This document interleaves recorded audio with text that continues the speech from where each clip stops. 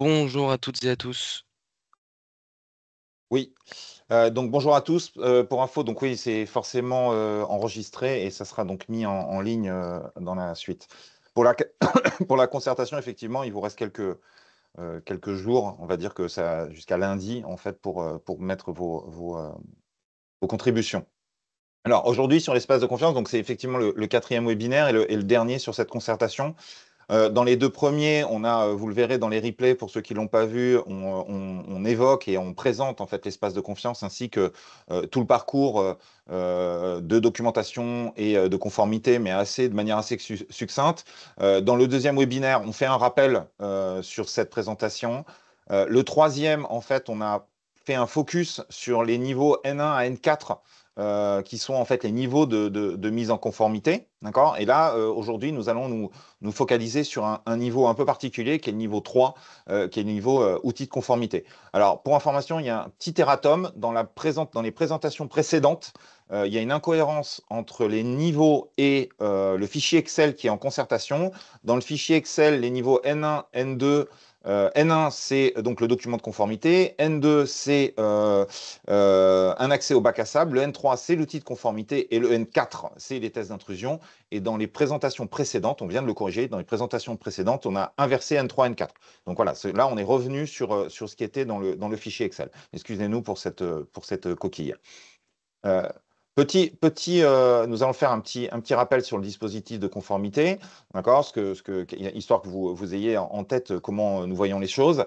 Les niveaux dont on parle là, qui sont les niveaux N1 à N4, sont ce qu'on appelle la vérification avant. Donc c'est le grand cadre qui est à gauche, d'accord, et nous avons des niveaux N5 et N6 qui sont les vérifications pendant. D'accord. C'est-à-dire après, en fait, une fois que vous avez votre solution qui est au sein de l'espace de confiance, donc en production, qui est utilisée par des utilisateurs qui accèdent au quotidien à votre solution et traversent l'espace de confiance dans leur requête.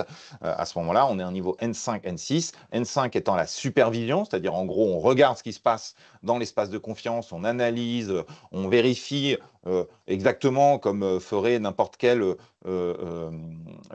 j'ai envie de dire, analyseur de trafic, en fait, au sein de son architecture, de son environnement réseau. On analyse ce qui est fait et on en déduit, en fait, un certain nombre d'activités, soit de mésusage ou d'activités à risque, et à ce moment-là, on déclenche des audits.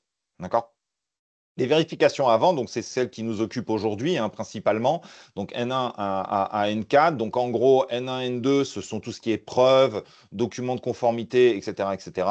Test d'intrusion, c'est le N4. C'est donc tout ce qui va permettre, moyennant les fichiers Excel qui sont aussi en concertation, de pouvoir à un auditeur passif de vérifier que votre solution est conforme, possède le minimum en termes de sécurité pour pouvoir être candidate à l'espace de confiance. Et ensuite, on a donc l'outil de conformité dont on parle, qui est en fait le niveau N3, qui est un peu un niveau intermédiaire entre le test d'intrusion, dont l'objectif est vraiment une approche sécurisée, d'accord, de la solution, les preuves qui sont plutôt autour du déclaratif, c'est-à-dire vous vous engagez, d'accord, et l'outil de conformité qui est en fait la vérification, comme vous le verrez, d'un certain nombre de mécanismes minimaux de la solution pour être conforme à l'attendu.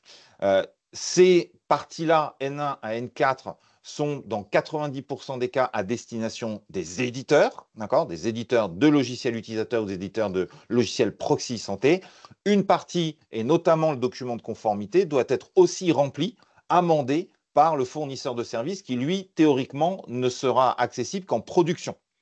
D'accord. Donc, c'est important que l'outil que je vais vous présenter là, il est à destination des éditeurs. On en parlera après. Alors, je vois tout de suite une question et je vais répondre en direct aux questions, histoire de ne pas accumuler et potentiellement de répondre aux questions qui correspondent aux présentations en cours.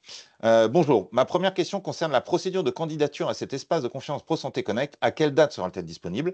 Je n'ai pas encore identifié le lien permettant de contractualiser cette candidature. C'est sans doute normal. Merci de préciser. Alors, normal, je ne sais pas, hein. En tous les cas, ça s'explique. Ça s'explique parce qu'elle est en cours de finalisation. On peut considérer aujourd'hui que le parcours sera ouvert et accessible normalement en fin de cette année. D'accord. C'est comme ça que nous avons planifié en fait cette procédure de parcours.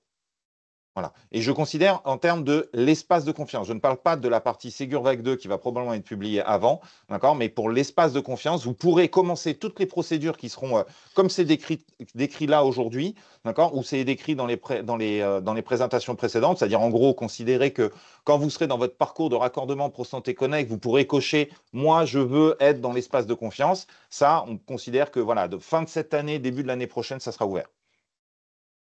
Voilà pour la réponse.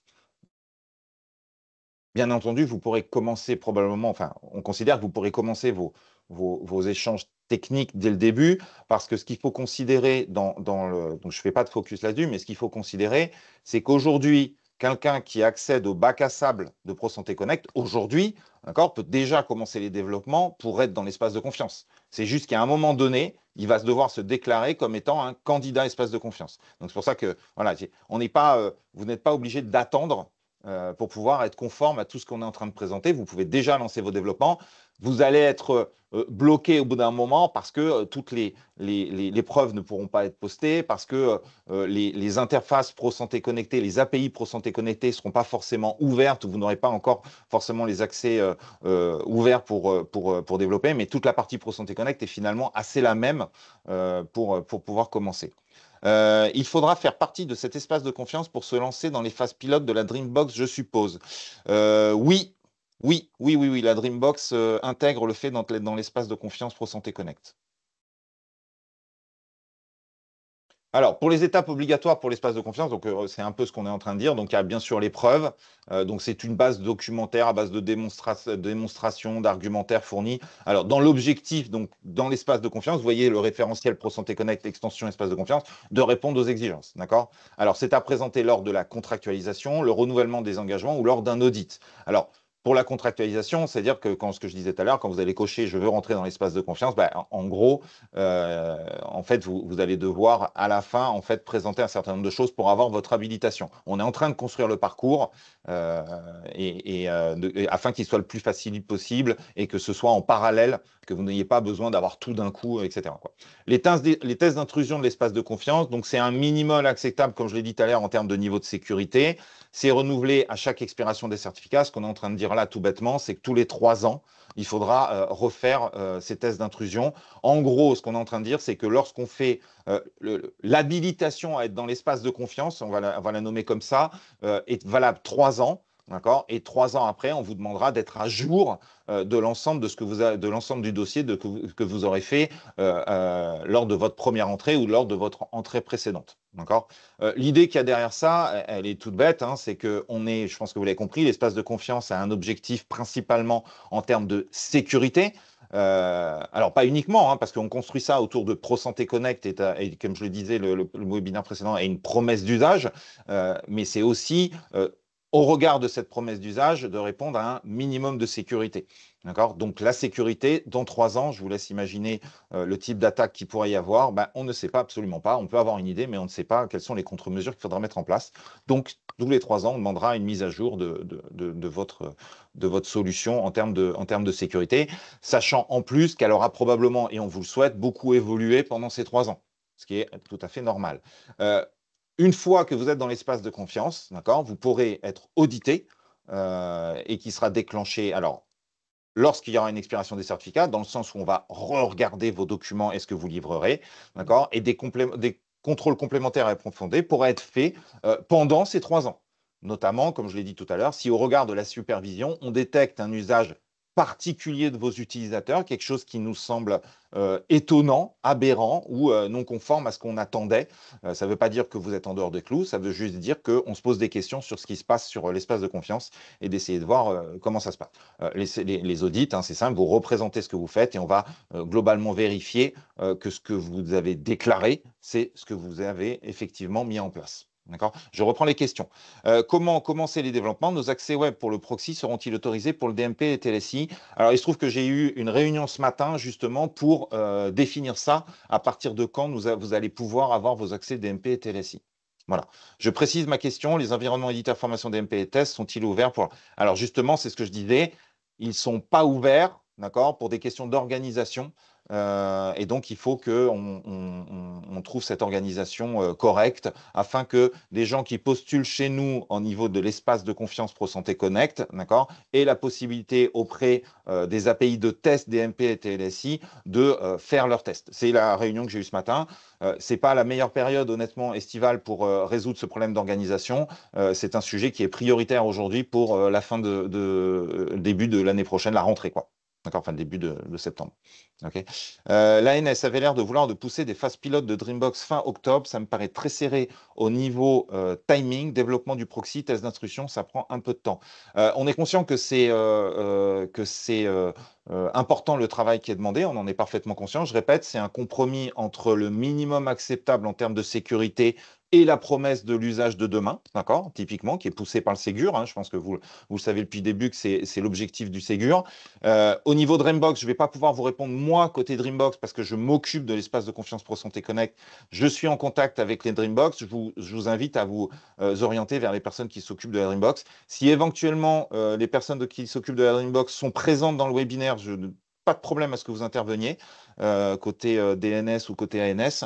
Maintenant, sinon, vous posez leur la question. On est en lien encore cette semaine, on a échangé sur le sujet. D'accord, mais je ne vais pas vous donner les plannings que je ne maîtrise pas moi. Voilà, désolé. Alors, exactement, je ne comprends pas comment les calendriers Dreambox et PSC s'articulent. Je vous laisse voir avec les équipes Dreambox. Voilà, on se coordonne aujourd'hui.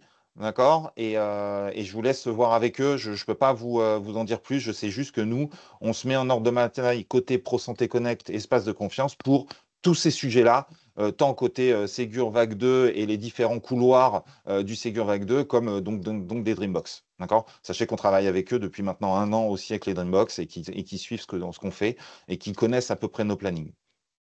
Voilà. On n'est pas en mode silo, je peux vous le dire. Voilà. Après, est-ce que pour vous, c'est un défi? On n'en doute pas, une seconde. On essaye de se débrouiller pour que ce soit le plus facile possible, et j'entends que ça puisse être quand même difficile. Alors, je reviens sur la documentation. Donc, excusez-moi, je reviens parce que j'ai posé des questions. Voilà, on va revenir sur la partie jaune. D'accord, la partie jaune globalement. OK. Alors, les différents niveaux, enfin, les différents documents qui sont en concertation aujourd'hui, c'est donc le référentiel espace de confiance, hein, c'est ce qui va définir l'ensemble des exigences, des contraintes ou des attendus de notre part en termes pas forcément d'implantation, mais aussi de mise en œuvre, d'organisation, de délimitation du périmètre de la solution. D'accord? Le document de conformité, c'est le niveau N1. Le document de conformité, en fait, il permet à ce que vous montiez un dossier, de vous guider pour monter un dossier pour que dans chaque exigence, en fait, vous décriviez ce qu'on attend. Alors, je ne sais pas, je ne crois pas qu'il y ait toutes les exigences, mais en gros, il y a les exigences dans lesquelles on considère que vous devez déclarer et préciser comment votre solution répond à une exigence. D'accord? Je ne vais pas rentrer dans le détail document de conformité, on l'a fait dans le point précédent, mais en gros, vous allez avoir un long document Word, d'accord, dans lequel il y a des explications de ce qui est attendu et des cases, d'accord, dans lequel on va vous demander de préciser dans cette case et de décrire comment votre solution répond à ce qui est attendu dans l'exigence. Je répète dans ce qu'il y a dans le document de conformité, l'objectif, ce n'est pas de vous embêter à être parfaitement conforme ou à notre format. En revanche, on vous demande de remplir le document de conformité, mais vous pouvez, dans chaque exigence, faire un renvoi vers un document, un chapitre, un paragraphe que vous avez dans une doc interne chez vous. Sachez en revanche qu'à ce moment-là, il faut que vous adossiez à votre document de conformité votre document interne, forcément. D'accord? Je vais même dire que nous, on préfère que vous fassiez un renvoi vers une doc interne chez vous, parce que ça veut dire que chez vous, vous avez les procédures internes qui correspondent à ce qu'on attend.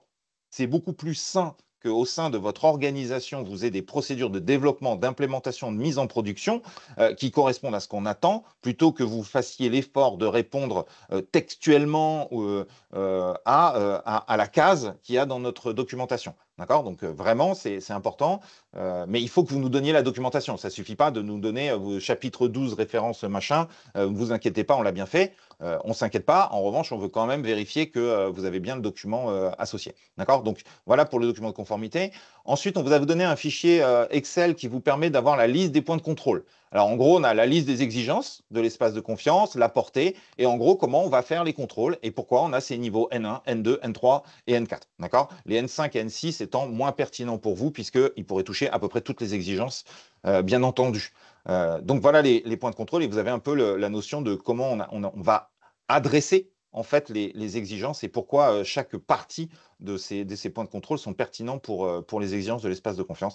Et puis vous avez aussi en visibilité les tests d'intrusion logiciel utilisateur et tests d'intrusion proxy, qui sont deux documents séparés. Les tests d'intrusion logiciel utilisateur, c'est ceux que normalement, si vous les avez, vous devriez les avoir déjà vus, puisque ceux qui étaient prévus et qu'on sortait avec vous fin d'année dernière. D'accord. Il n'y a pas de modification sur cette partie-là. En revanche, le test d'intrusion proxy, la proxy étant une brique totalement nouvelle dans le Ségur Vague 2, lui, il a une spécificité en termes de test d'intrusion. Je répète, c'est un test d'intrusion qui est plus dur en termes de sécurité, mais à la fois qui est moins compliqué dans la mise en œuvre et dans la protection pour vous. Tout bêtement, pourquoi? Parce que le proxy est une interface normalement purement réseau. D'accord. Il y a des interfaces probablement d'administration, ce n'est pas le sujet. D'accord. Mais vous n'avez pas des problématiques d'ergonomie, d'IHM, etc., comme il peut y avoir dans le test d'intrusion du logiciel utilisateur. Le test d'intrusion proxy, c'est d'aller vérifier, alors ce n'est pas une boîte noire tout à fait, on va dire c'est plutôt une boîte grise, d'aller vérifier que les flux entrants et sortants sont bien sécurisés comme déclaré dans le document de conformité. Voilà, on est vraiment dans du test d'intrusion, on va dire, pur et dur en termes réseau assez classique. Voilà, pour vous rassurer, si vous mettez en place une distribution ou un Windows serveur classique, que vous le paramétrez correctement avec des configurations, pas par défaut, mais des configurations adéquates avec votre usage, je pense qu'il y a assez peu de chances que vous soyez en dehors des clous pour le test d'intrusion proxy. D'accord. C'est à peu près ce qu'on attend. On n'attend rien de plus. D'accord. Si en revanche, vous avez ouvert le port SSH 22 qui serait en route avec sans mot de passe, là, effectivement, vous allez vous heurter à un problème. Mais je pense que ce n'est pas le genre de choses que vous allez faire et que vous faites chez vous dans vos serveurs. Ça paraît un peu stupide. Maintenant, on n'est pas à l'abri d'une erreur, d'un flux qui soit ouvert à tort, etc. Donc, c'est ça, c'est l'espace de confiance. On veut vérifier un minimum de sécurité. Dans ces points de contrôle, donc maintenant, on va faire un focus sur le niveau N3, qui est un outil de conformité qu'on va mettre à disposition. L'objectif, c'est que vous le passiez, et l'objectif, c'est qu'il vous aide à comprendre ce qu'on attend. D'accord. Donc voilà, j'ai un peu anticipé les points qu'il y avait, d'accord. Donc c'est des points de contrôle avant l'entrée dans l'espace de confiance, pendant et après. Donc je vous invite à le regarder. Vous pouvez regarder en détail, mais vous allez vite vous rendre compte qu'il y a beaucoup de déclaratifs pour le N1. Le N2, c'est globalement d'avoir fait un test et d'avoir validé les CGU. Le N3, on va en parler là, et le N4, c'est le test d'intrusion. Alors voilà pour les niveaux, 4 niveaux qui sont avant en fait l'entrée dans l'espace de confiance. Donc là maintenant on va regarder, on va faire, excusez-moi je suis passé un peu vite mais parce que j'ai pris le temps avant, on va parler du point de contrôle, le N3, donc c'est l'outil de conformité. Donc très clairement c'est un outil qu'on va mettre à disposition.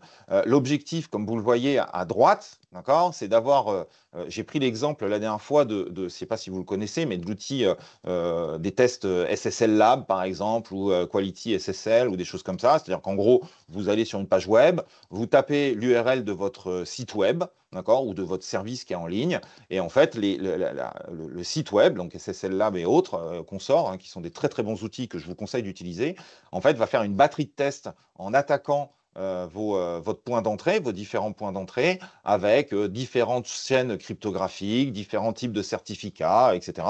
Et vont vous donner une note à la fin avec du vert, du orange, du rouge, en vous disant, ben voilà, vous êtes conforme à la sécurité de base, ou attention, faites attention, vous acceptez telle suite cryptographique, je vous conseille de faire ça autrement, etc. Donc, je vous conseille d'utiliser ce genre d'outil, c'est extrêmement intéressant.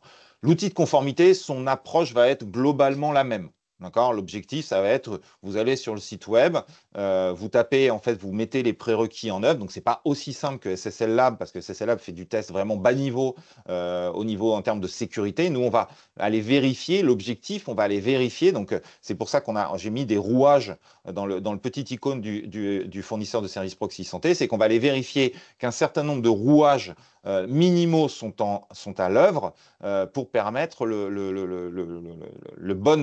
bon fonctionnement du proxy santé vis-à-vis des API Pro Santé Connectée. D'accord. Ce site web, en fait, générera un rapport à la fin. d'accord? En vous disant OK KO, et on va en parler après, vous verrez le type de test qu'on va vérifier. OK KO, et va vous donner en fait un avis sur votre conformité, où là, vous avez quelque chose qui nous semble troublant. Euh, Vous inquiétez pas, c'est pas très compliqué, d'accord? Les tests sont pas hyper violents, vous allez les comprendre, d'accord? Et ce qu'on attend, c'est que tout soit OK. C'est évident, c'est-à-dire que dans le dossier, vous devriez avoir tout OK. L'outil sera disponible pendant votre développement. Vous pourrez le passer pendant que vous développez pour aller vérifier que votre proxy répond bien aux attentes. Donc, on va faire un peu le détail de ce qui est dans ce proxy. Donc, ce qui est demandé aux éditeurs de proxy santé, donc c'est les seuls à qui c'est demandé, d'accord? Ce n'est pas demandé aux éditeurs de services utilisateurs.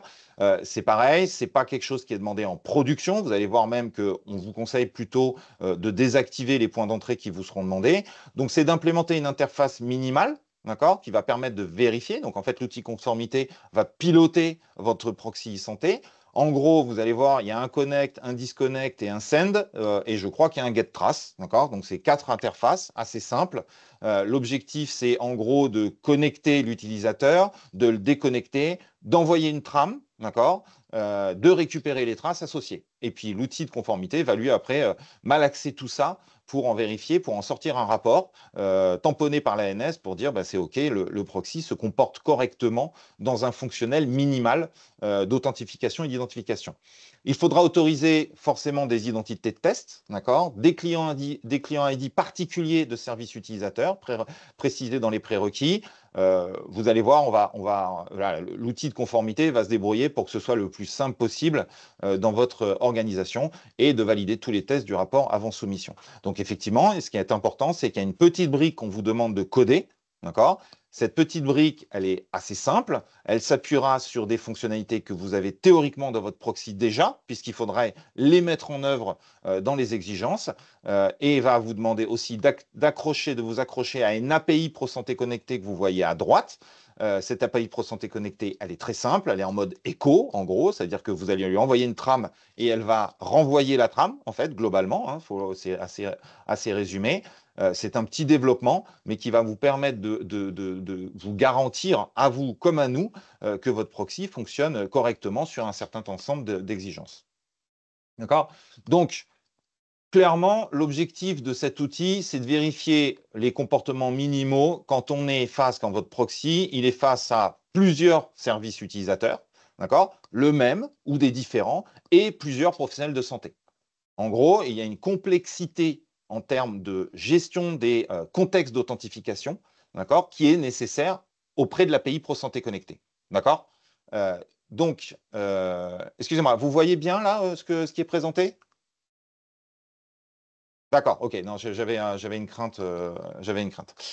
Donc, en fait, vous comprenez bien que entre le proxy e-santé et l'API ProSanté connectée, donc que ce soit le DMP, l'INSI, les TLSI, etc., il y a donc un échange un à un. D'accord? C'est un proxy, d'accord, qui travaille pour une API ProSanté connectée. D'accord? Dans ce contexte-là, dans le texte du proxy. Donc, le proxy, lui, en revanche, devant lui, d'accord, il y a plusieurs fournisseurs de services utilisateurs, donc on va dire des LPS, des LGC, des LGO, tout ce qu'on veut, d'accord, qui vont travailler avec ce proxy, et surtout plusieurs professionnels de santé. D'accord. Si on prend un exemple tout bête, on va avoir, si on est sur un fournisseur de services utilisateurs, vous pourriez avoir, moi c'est ce que je fais personnellement, vous pourriez avoir le professionnel de santé qui est d'un côté alors excusez-moi, il y a un problème on me dit qu'il y a un problème éventuellement de colorimétrie. C'est pas très visible chez vous? Est-ce que quelqu'un, c'est bon ou pas? Non, c'est OK? Pas de problème. Bon, écoutez, il y a peut-être une ou deux personnes qui ont des problèmes, mais d'accord, d'accord, c'est bon, merci beaucoup. Merci beaucoup. Je veux juste être sûr, parce que moi, je ne vois pas forcément ce que vous avez voilà, vous voyez mon stream, donc peut-être que ça marche pas forcément bien. Ok, très bien, pas de problème. Donc vous comprenez bien, je reviens sur le sujet, vous comprenez bien que, par exemple, un professionnel de santé, et c'est la promesse qu'on a avec ProSanté Connect, il peut être sur son téléphone portable et utiliser un service, d'accord? Et le même service, il peut l'utiliser à côté sur sa tablette, à côté sur son PC, et puis il peut utiliser en même temps un autre service qui est celui plutôt de son établissement, etc., etc. Et on peut tout à fait avoir sa secrétaire médicale, par exemple, va utiliser le même service utilisateur, mais sur son PC à elle et dans son contexte. Et tout ce petit monde, en fait, peut potentiellement se connecter au même proxy santé. Il est absolument indispensable que le proxy santé, quand il contacte l'API PSC, il le contacte pour le bon PS sur le bon processus de fournisseur de services utilisateurs. C'est-à-dire que c'est pas le même, en fait, c'est pas le même contexte d'utilisation le même PS est sur son téléphone mobile et sur son PC. C'est pas le même contexte d'utilisation. D'accord? Typiquement, s'il est sur son téléphone mobile, il tape pas en même temps sur le PC. D'accord? A priori, hein, à moyennant peut-être une dextérité que je n'ai pas, mais en gros, il n'est pas en train de faire ça. Et si c'est sa secrétaire médicale, même si elle est en gros en délégation de ce qu'il fait lui, c'est bien la secrétaire médicale qui est donc probablement sur un autre bureau, qui travaille sur le même service utilisateur vers le même proxy, mais qui n'est pas en train de faire la même chose sur l'API Pro Santé Connectée. Et donc, il ne faut pas que le proxy se mélange en fait entre les contextes d'authentification, même si parfois ça peut être cohérent du point de vue métier. En revanche, en termes de sécurité, ce n'est pas acceptable. D'accord? Donc, c'est pour ça que vous avez des exigences dans le référentiel Pro Santé Connectée. Oui, allez-y, allez-y. Je vois qu'il y a une main levée. Allez-y, autant que ce soit interactif. Oui, j'avais une question par rapport à ce que vous venez de dire. Imaginons Oui. qu'un professionnel de santé, justement, on va dire, utilise le proxy e-santé depuis son ordinateur et depuis son téléphone en même temps. On est d'accord qu'avant de pouvoir utiliser le proxy santé, il va devoir s'authentifier depuis son téléphone et depuis son ordinateur. Tout à fait. Une fois qu'il est authentifié, est-ce que le proxy e-santé peut comment dire, fédérer finalement l'authentification à travers de ProSanté Connect et ne garder, on va dire, en vie à un instant T qu'un seul refresh token et qu'un seul access token? Non. Non, on sépare bien les. Alors, je vais vous expliquer pourquoi. On s'est posé la question. En fait, pourquoi? En fait, c'est issu tout bêtement de ce qu'on a vécu pendant la pandémie. D'accord? Il y a beaucoup d'aspects de sécurité qu'on a vécu pendant la pandémie qui fait que quand on a dû remonter, excusez-moi, hein, il y a pas de confidentialité dans ce sujet-là, il a fallu, quand les forces de l'ordre nous demandaient de savoir où en était pour quelle raison, en fait, tel passe sanitaire ou tel test antigénique avait été délivré, il a fallu, comme c'était ProSanté Connect qui était devant, en fait, en authentification, on nous a demandé de remonter jusqu'aux appareils. C'est-à-dire, il a fallu aller vérifier jusqu'à l'appareil. Ça veut dire qu'on avait le même professionnel de santé qui s'était connecté, par exemple, dans un centre de vaccination et en même temps, il était dans son cabinet et en même temps, dans une situation qu'il était en fait une fraude. D'accord? Il a fallu qu'on remonte sur les appareils. D'accord? C'est-à-dire, voilà. Et donc, en fait, c'est pour ça qu'on demande de différencier jusqu'à l'appareil. C'est-à-dire que c'est pour ça que j'ai bien mis dans le schéma 2 fois la même instance du fournisseur de service utilisateur. C'est s'il est sur un téléphone portable, il est sur un appareil. Si sur un autre portable, il est sur un autre appareil. Et c'est pour ça on a demandé une gestion d'identifiant de session. D'accord? Donc derrière, l'API Pro Santé Connectée, en fait, va recevoir un jeton Pro Santé Connecté qui est en fait issu d'un identifiant de session. Cet identifiant de session permet de différencier en fait les access tokens qui ont été générés pour des appareils et des utilisateurs différents, c'est-à-dire des couples différents, et même des couples et des moments différents. Voilà. Ok, il y a une documentation qui existe déjà qui précise tout ça pour bien comprendre ce qui sera demandé.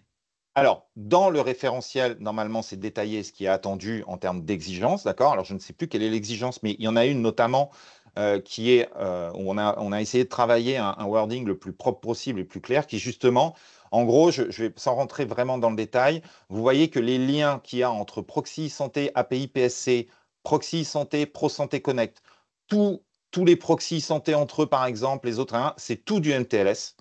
D'accord? En revanche, ce qu'on a fait, c'est entre le proxy santé et le fournisseur de services utilisateurs, là, on a mis du TLS simple. En revanche, on a demandé à ce qu'il y ait un identifiant de session associé. Et en fait, cet identifiant de session permet de réduire le MTLS et un TLS simple parce qu'il est associé à un contexte d'échange. D'accord? Ça, donc vous avez une exigence dans le référentiel qui permet, je vous invite à aller la regarder, je ne l'ai pas, si jamais mes équipes peuvent m'envoyer le numéro de l'exigence, on la retrouvera tout à l'heure dans le référentiel. Et sinon, dans le document de conformité, oui, c'est détaillé de comment vous faites ça. Je n'ai pas exactement, on peut regarder ça tout à l'heure si vous le souhaitez. Mais effectivement, on a pris soin d'expliquer toute cette différenciation.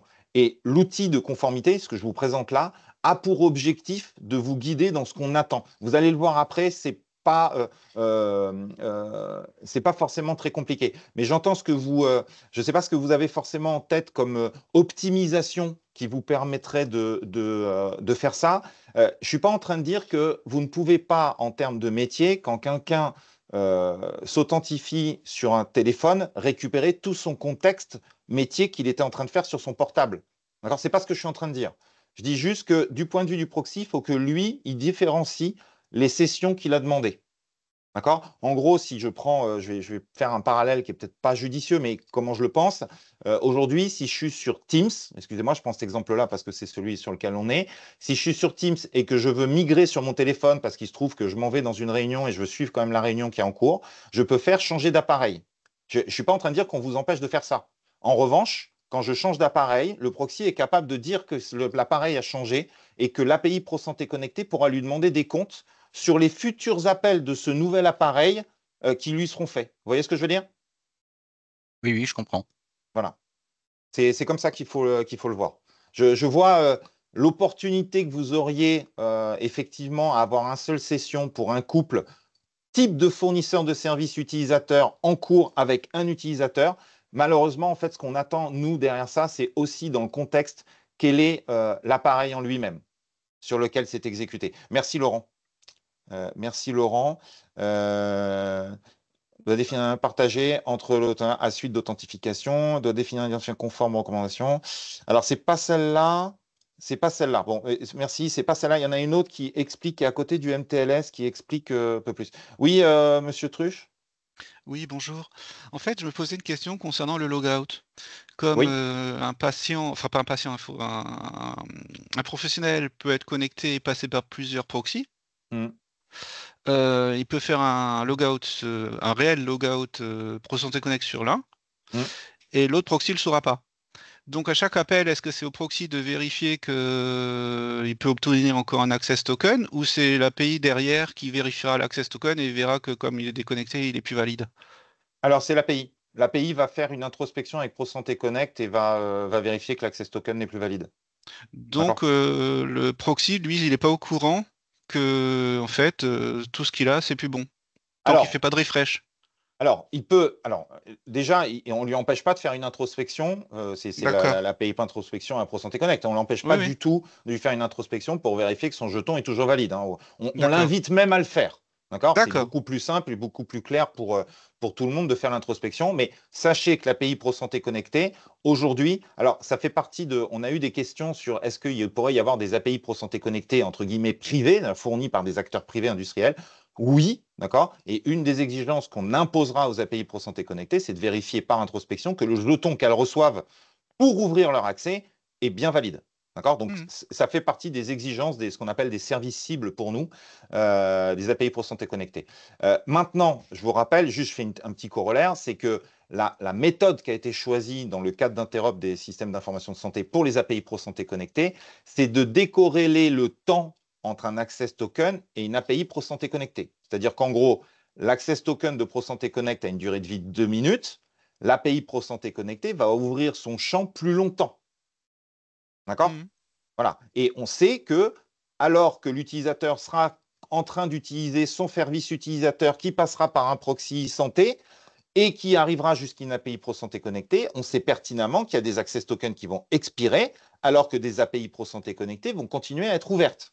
C'est Oui. voulu, d'accord? C'est D'accord. attendu, d'accord? C'est-à-dire qu'on ne souhaite pas que vous envoyiez à chaque fois un access token valide pour ouvrir une API, enfin pas pour ouvrir, pour maintenir ouvert une API ProSanté Connectée. La durée d'ouverture d'une API ProSanté Connectée sera propre à elle-même. Si elle choisit d'ouvrir son accès pour un access token qui a une durée de 2 minutes de 4 heures, elle l'ouvrira pour 4 heures. Il n'y aura pas D'accord. besoin de rafraîchir son jeton. Le jeton aura expiré, mais ce n'est pas grave, le jeton de l'API elle-même, donc entre l'API et le proxy, sera valide. Donc OK? ça veut dire que quelqu'un qui a fait un logout ProSanté Connect peut continuer à faire des appels à des Alors, API. je n'ai pas dit ça non plus. S'il fait un logout en termes de service utilisateur, il se déconnecte. Normalement, une trame doit passer depuis le service utilisateur jusqu'au proxy santé, puisque c'est le proxy santé qui, lui… Ah oui, alors attendez, excusez-moi, S'il y en j'allais a deux, répondre. si on passe par 2 proxys différents. Ah oui, oui, oui. Alors, deux proxys. Alors, attendez. En fait, s'il fait un logout dans un proxy, ça ne signifie pas que dans l'autre, il se logout. Non. En fait, Mais c'est… pourtant, c'est un logout Pro Santé Connect, un vrai logout au niveau Oui, SSO. Hein. au niveau SSO. Alors, on n'a pas construit ça pour l'instant. En toute honnêteté, on ne l'a pas construit pour l'instant.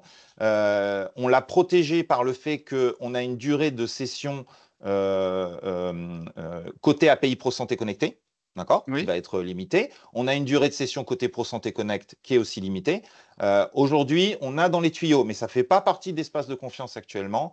On n'a pas trouvé la meilleure solution pour ça, notamment tout bêtement parce que le logout en OpenID, il n'est pas totalement stable, d'accord. Il a été défini en partie il n'y a pas très longtemps, et que dans ce contexte-là, il faudrait plutôt que ProSanté Connect broadcast en fait la notion de logout à tous les proxys pour qu'ils soient tous au courant. Et aujourd'hui, cette fonctionnalité-là n'est pas clairement identifiée dans son protocole et comment cela devrait être fait. Il faudrait que les proxys en fait s'abonnent chez nous ou qu'ils fassent de l'introspection, etc. tout le temps.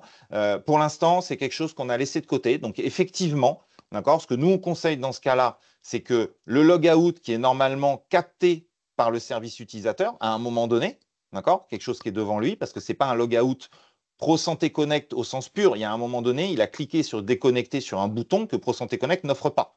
D'accord. Donc, c'est un bouton que forcément le fournisseur de service utilisateur a offert à son utilisateur. Donc, il faut Mhm. que le service utilisateur récupère ce logout, d'accord, et le signifie au proxy santé le plus rapidement possible. Après, le D'accord. proxy santé, il en fait ce qu'il veut et a priori, il doit se déloguer. D'accord. D'accord, mais il y a pas de contre-indication sur le fait que quand j'ai un access token qui est expiré, un access token Pro Santé Connect qui a expiré, que chaque fois que j'ai un appel, avant de passer à l'API Pro Santé Connect, je valide Non, toujours. non, il C'est n'y a pas, au contraire, pas. c'est prévu pour que ce soit décorrélé. Donc en fait, si la déconnexion est faite sur un autre, j'arriverai plus à Oui, avoir mon access token et je saurais qu'il était déconnecté la personne. Mais ça, j'ai le droit oui, de le faire. C'est oui, OK. oui, oui. Oui, tout à fait. Ça fait partie de l'analyse de risque qu'on a faite, d'accord, au vu de la situation actuelle.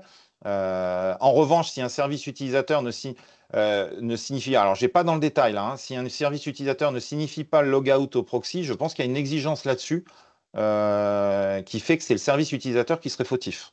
Mais je veux pas m'avancer là-dessus. Le logout D'accord. est un sujet un peu compliqué qui est aujourd'hui plus géré par la durée de session et la durée des access tokens. D'accord. C'est pas optimal. C'est pour ça que je dis que l'espace de confiance aujourd'hui est un minimum requis en termes de sécurité. D'accord? C'est pas l'optimal aujourd'hui et on travaille à améliorer notamment ces effets de déconnexion. Oui, pour la question, Monsieur Edel? Euh, Quand on va vouloir consommer une API Pro Santé connectée, Hmm. on va devoir s'authentifier auprès de cette API avec un Access Token Pro Santé Connect. Oui, Mais du coup, on va ouvrir une nouvelle session et obtenir un access token, on va dire, pour consommer cette API, ou automatiquement on va continuer à présenter le. En gros, est-ce qu'il y a une action d'authentification auprès de l'API Pro Santé connectée, ou est-ce que on va seulement envoyer, on va dire, l'access token ouais, dans d'accord. un header d'autorisation de manière systématique, ou est-ce qu'il y a vraiment une action d'ouverture de session et l'obtention d'un access token pour consommer Oui, l'API Pro Santé connectée? oui. En fait, vous allez obtenir en fait, vous allez être quelque part un utilisateur enfin, vous allez avoir la même position que l'utilisateur auprès de ProSanté Connect. Vous, en tant que proxy, vous serez un utilisateur de l'API ProSanté Connecté. La différence, c'est qu'effectivement, vous aurez un jeton spécifique au O2 de l'API ProSanté Connecté pour cet access token-là. Oui, c'est pour ça que vous dites en fait que finalement, chaque API Pro Santé Connectée gère ces temps de session qui Oui, n'ont rien à voir exactement. avec les temps de Oui, session de 2 minutes du jeton Pro Santé Connect. On a exactement. besoin d'avoir le jeton Pro Santé Connect À pour l'ouverture. ouvrir une session. Oui, Et après, les règles de l'API Pro Santé Connect oui. qui s'imposent, quoi. Voilà. Pour vous donner Ok. un exemple, nous, par exemple, ProSanté Connect, aujourd'hui, vous pouvez faire un refresh toutes les 30 minutes pour avoir un access token nouveau sans avoir nécessairement l'utilisateur qui fasse à nouveau son authentification de FA.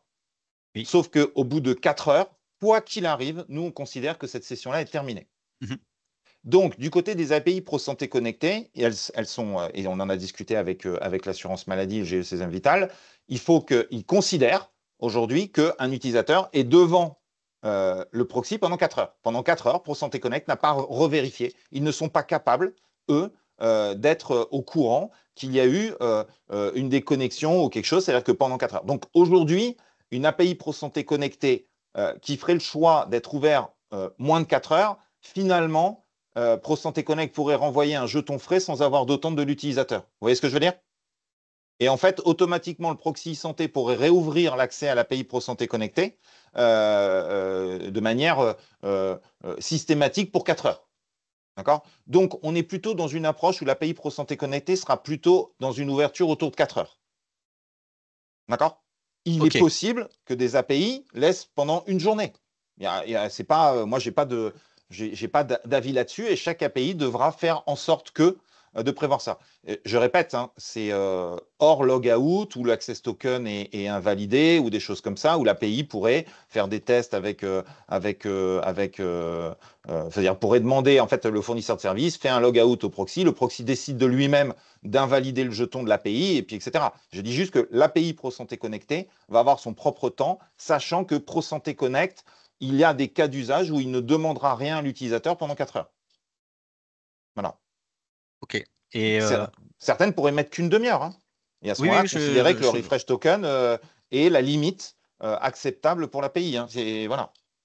Je comprends la logique. Et du coup, est-ce qu'il y a une contrainte pour on va dire, le temps d'authentification, on va dire, entre un FS service utilisateur et le FS proxy?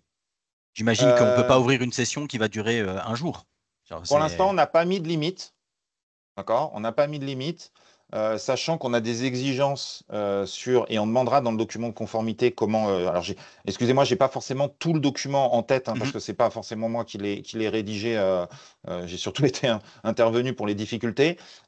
Justement, comment est gérée l'activité de l'utilisateur devant le service utilisateur. D'accord? Et d'ailleurs, ça doit faire partie des tests d'intrusion, je crois. De vérifier comment est fait ce point-là. Mais effectivement, il n'y a pas de limite entre le service utilisateur et le proxy santé. Mais attention, je vous rappelle que l'identifiant de session, il est géré entre un utilisateur et un service utilisateur généré lors d'une autente. D'accord? Donc normalement, un identifiant de session ne peut pas durer plus de 4 heures, puisque vous allez avoir forcément une nouvelle autente. D'accord?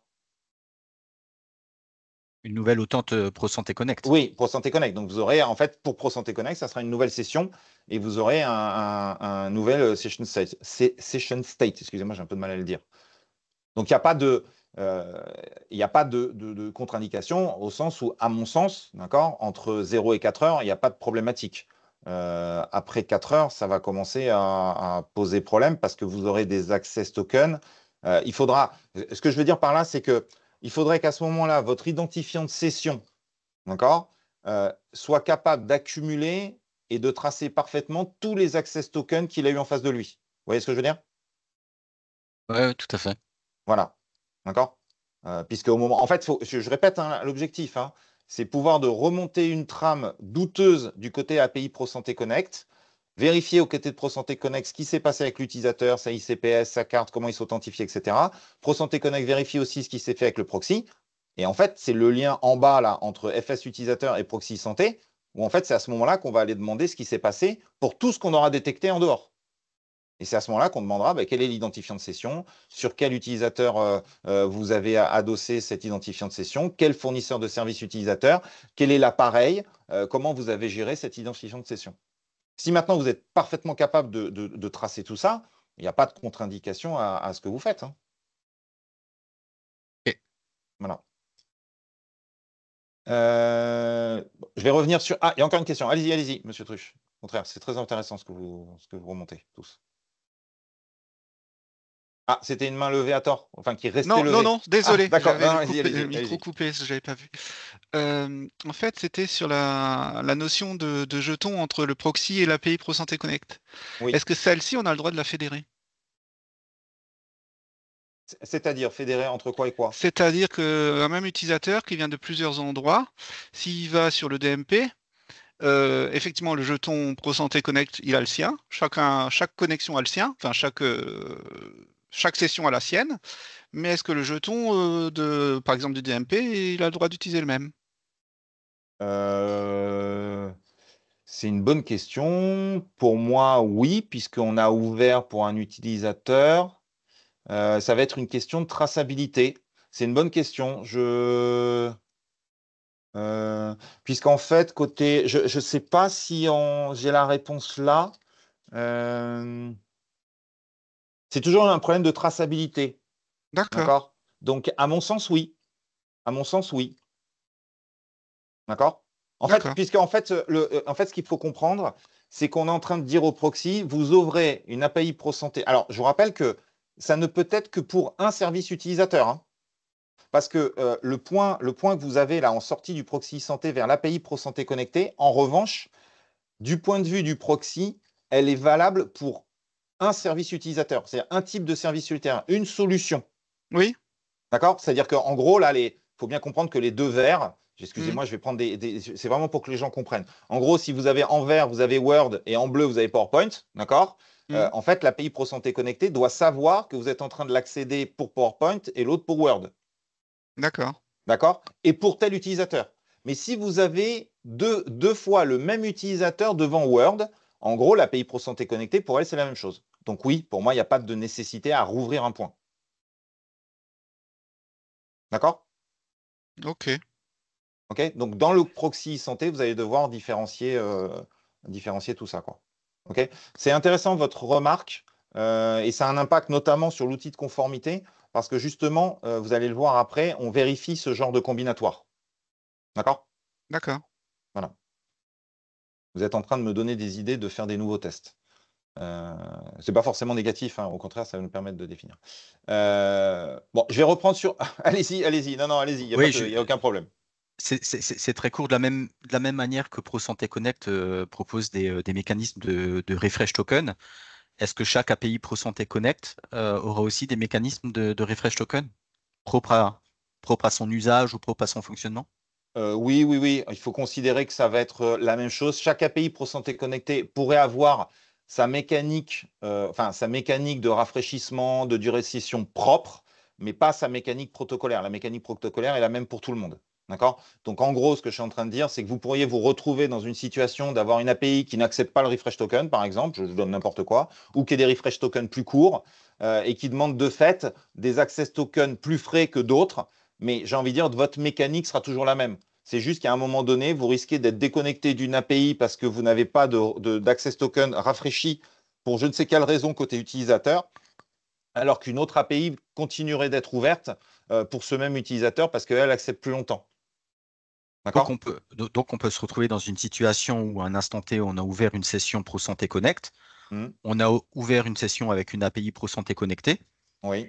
et on va dire une demi-heure ou trois quarts d'heure après, on n'est plus authentifié de ProSanté Connect, mais pour autant, on peut Oui. toujours consommer l'API ProSanté Oui, oui, oui, connectée. bien sûr. Oui, oui, oui. C'est fait exprès, hein. Ok, C'est fait exprès. d'accord, C'est voulu.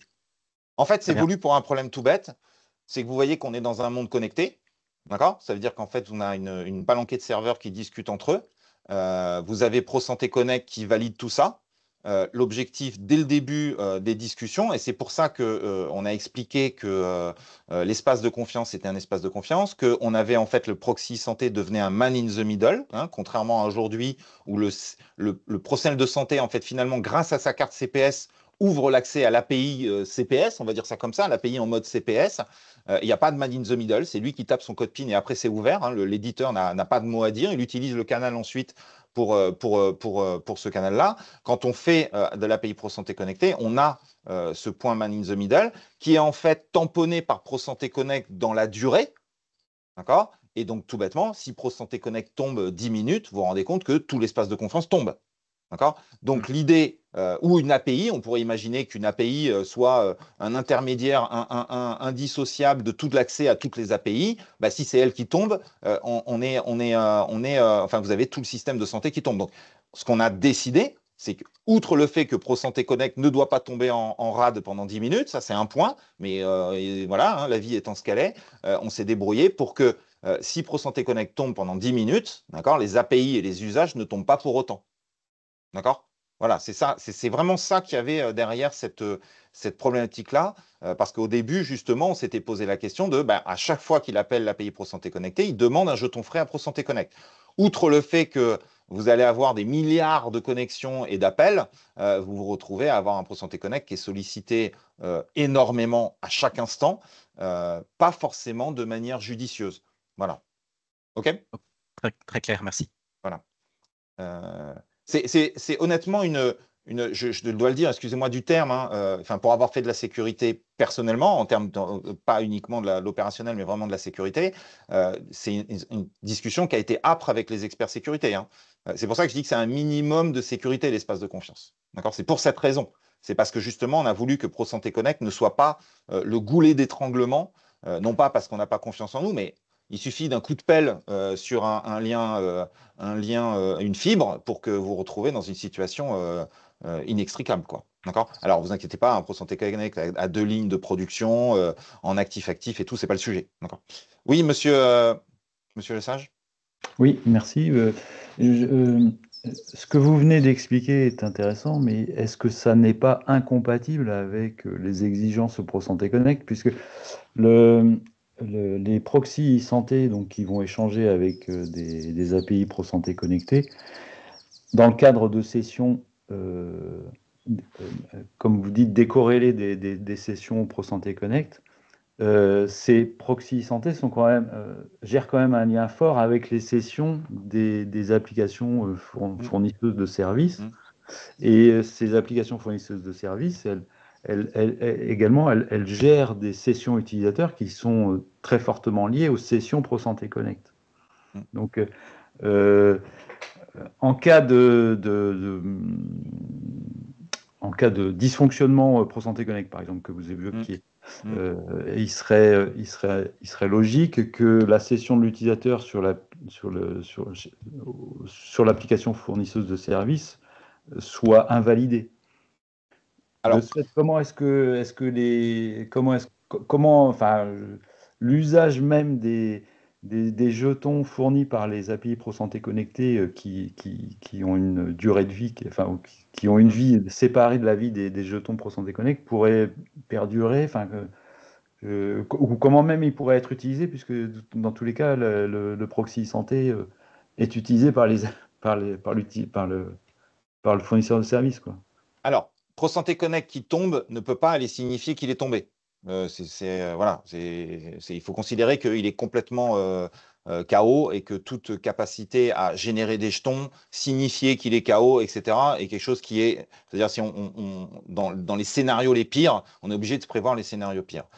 Ensuite, c'est quelque chose qui est intrinsèque au fonctionnement d'OpenID et des solutions actuelles, c'est que en gros, arriver à savoir à chaque instant, à chaque minute, en fait, en termes de sécurité, ce qui se passe devant l'utilisateur, mais oblige en fait à ce que tout fonctionne tout le temps. Et vous pouvez avoir, j'en sais rien, moi, par exemple, votre utilisateur qui se balade avec son téléphone portable et puis perd le Wi-Fi parce qu'il passe dans un tunnel, et à ce moment-là, vous invalidez toutes ces connexions, et donc ça ne fonctionne plus en termes d'utilisateur. D'accord? Donc c'est pour ça que c'est pensé dans un côté pragmatique où effectivement, ProSanté, en fait, on mitige le risque d'une manière générale. Je vous donne un exemple aujourd'hui de ce qui a été fait sur ProSanté Connect. Au début, le refresh token qu'on avait sur ProSanté Connect était de 15 minutes. D'accord? Si je me souviens bien, il était de 15 minutes. Et on s'est rendu compte que France Connect mettait une demi-heure. D'accord? Et on s'est rendu compte aussi que dans les usages, un refresh token de 15 minutes, en gros, globalement, dans un cabinet libéral, il se veut que c'est autour de 20 minutes une consultation. Donc, vous vous rendez compte qu'au milieu de la consultation, si par exemple le professionnel de santé veut accéder au DMP, d'accord, il va donc taper son 2FA et pendant qu'il discute avec son patient, il va retaper son 2FA au bout de 15 minutes. En gros, c'est ce qu'on est en train de dire. Et si c'est 16, alors si c'est 15, il s'en sort bien. Si c'est 16, ben, il doit retaper son 2FA. C'est humainement un peu limite. Donc, on s'est dit, bah, si France Connect le peut, on est à 30 minutes. Donc, en gros, on est en train de dire qu'on a une latitude de 30 minutes dans laquelle bah, l'utilisateur, il fait un peu ce qu'il veut et il peut se passer je ne sais quoi que personne ne pourra voir. Et finalement, si on a des garde-fous avant et que les fournisseurs de services utilisateurs bah, détectent bien ou vérifient bien la déconnexion, etc., bah, les refresh pendant 4 heures, c'est à peu près une demi-journée de travail. Ça va, c'est correct, c'est à peu près bien, ça marche bien, ça correspond, c'est-à-dire qu'il peut aller manger, et quand il revient d'être allé manger, bah, il a mangé pendant plus d'une demi-heure, et puis donc voilà, son refresh token, il est tombé, et il doit se réauthentifier. On est dans ces problématiques-là très pragmatiques d'usage du monde connecté, où on doit à la fois être robuste à des déconnexions, mais aussi robuste à de l'ergonomie pour que ce soit acceptable. Je vous rappelle, ProSanté Connect, dans ce contexte-là, est quand même homologué au niveau RGS pour répondre à ces problématiques-là, qui font partie de cette problématique. Pareil pour la CNIL, etc., etc. Et si vous voulez le pendant, si on prend aujourd'hui la carte CPS, par exemple, hein, la carte CPS, vous la mettez dans le lecteur, vous tapez votre code PIN, et l'accès est ouvert tant que vous n'éteignez pas la carte. Tant que la carte n'est pas éteinte, l'accès est ouvert. Donc, je vous laisse imaginer, si vous voulez, au bout d'un an, en fait, vous pourriez toujours avoir la même connexion. Alors, on pourrait faire des contre-mesures côté des frontaux, etc., pour couper les connexions, mais vous avez des mises en cache du côté du système d'exploitation qui fait qu'arriver à couper réellement une session d'authentification entre un serveur et un client sur une carte, ce n'est pas forcément évident. Donc, en fait, on mitige le risque effectivement de manière différente. J'ai envie de dire, de manière ouverte, on explique la durée des sessions et qu'il n'y a rien de fait pendant un certain laps de temps. Mais finalement, globalement, la sécurité est la même. Je ne sais pas si je réponds à votre question, mais c'est comme ça qu'on mitige le risque de ces connexions. C'est surtout sur les durées. Vous n'avez pas exactement répondu à ma D'accord, question, désolé. mais c'était très intéressant. Merci. C'était très intéressant, mais en fait, pour être beaucoup plus précis, Oui. il me semble qu'on peut affirmer qu'une session ProSanté Connect est valable pour un temps maximum de 4 heures, mais reste valable tant qu'il existe un refresh token associé à cette session qui est valable. Tant qu'il y a un refresh Non, token. 4 heures, c'est la limite. 4 heures, c'est la limite. Oui, mais voilà. Dans ces 4 heures, tant qu'il y a un refresh token qui est valide, la session reste valide. Dès qu'il y a un refresh token qui est invalidé, c'est mort. La session, elle est terminée. Oui, exactement. Voilà. Et donc, d'après ce que vous expliquiez tout à l'heure, si on fait appel à un service qui propose des API ProSanté connectés dont les jetons applicatifs sont valables une journée, on serait potentiellement, on pourrait potentiellement continuer à utiliser ces jetons au-delà des 4 heures ou au-delà de la limite ou au-delà du moment d'invalidité du refresh token. Et ça, ma question c'était, est-ce que c'est pas incompatible avec le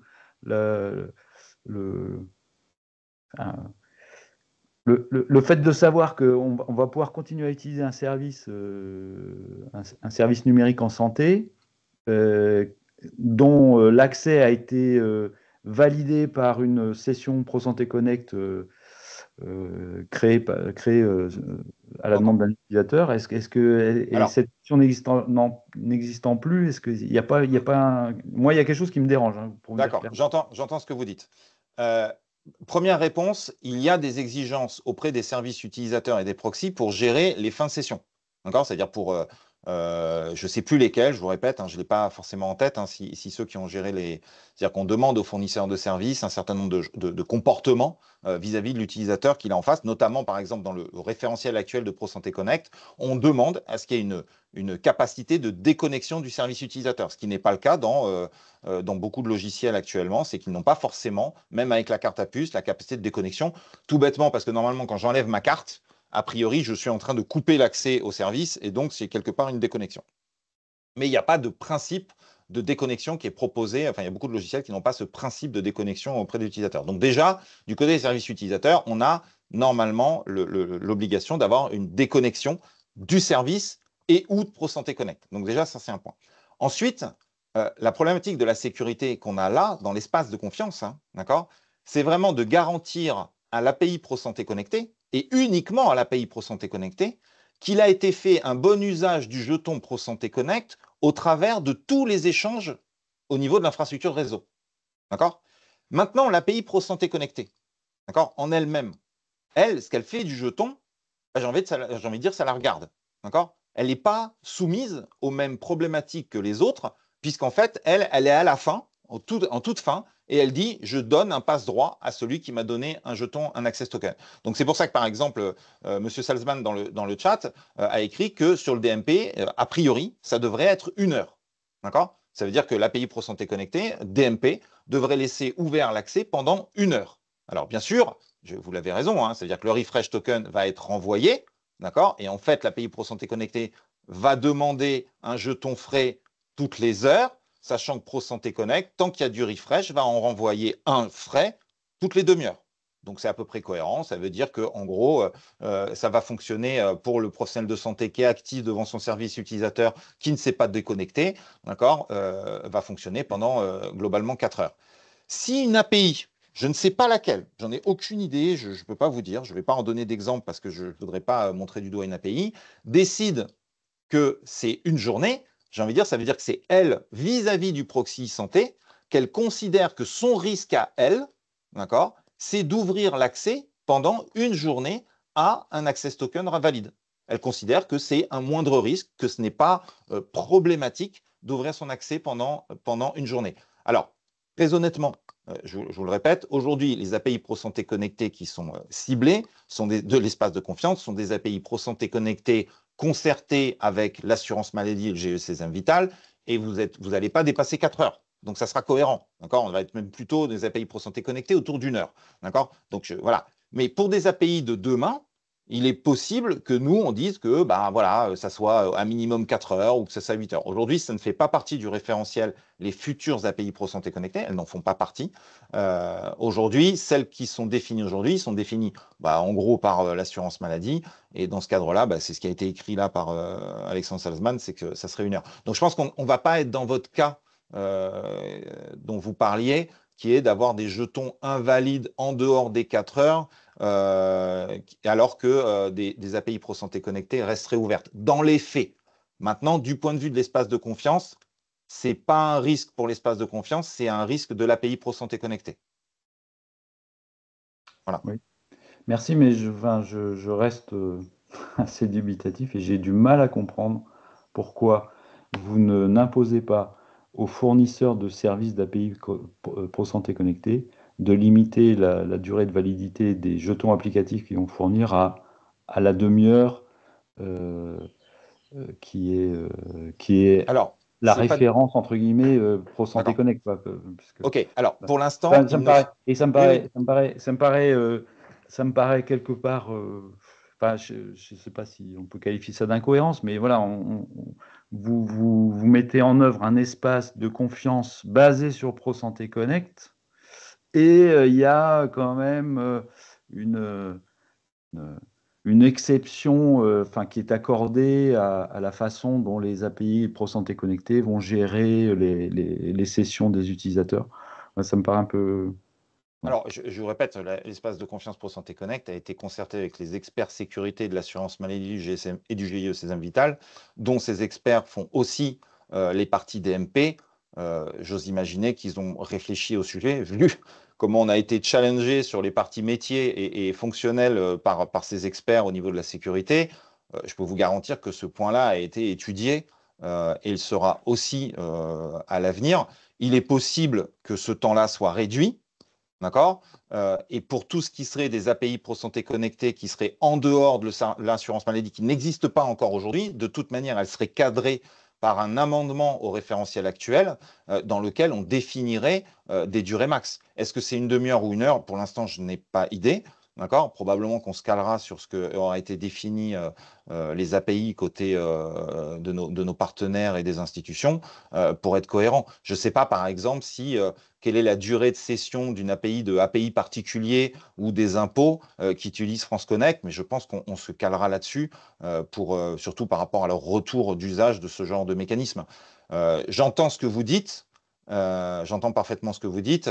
Après, il faut considérer aussi comment va être tout ça mis en œuvre dans les faits, quoi. Voilà.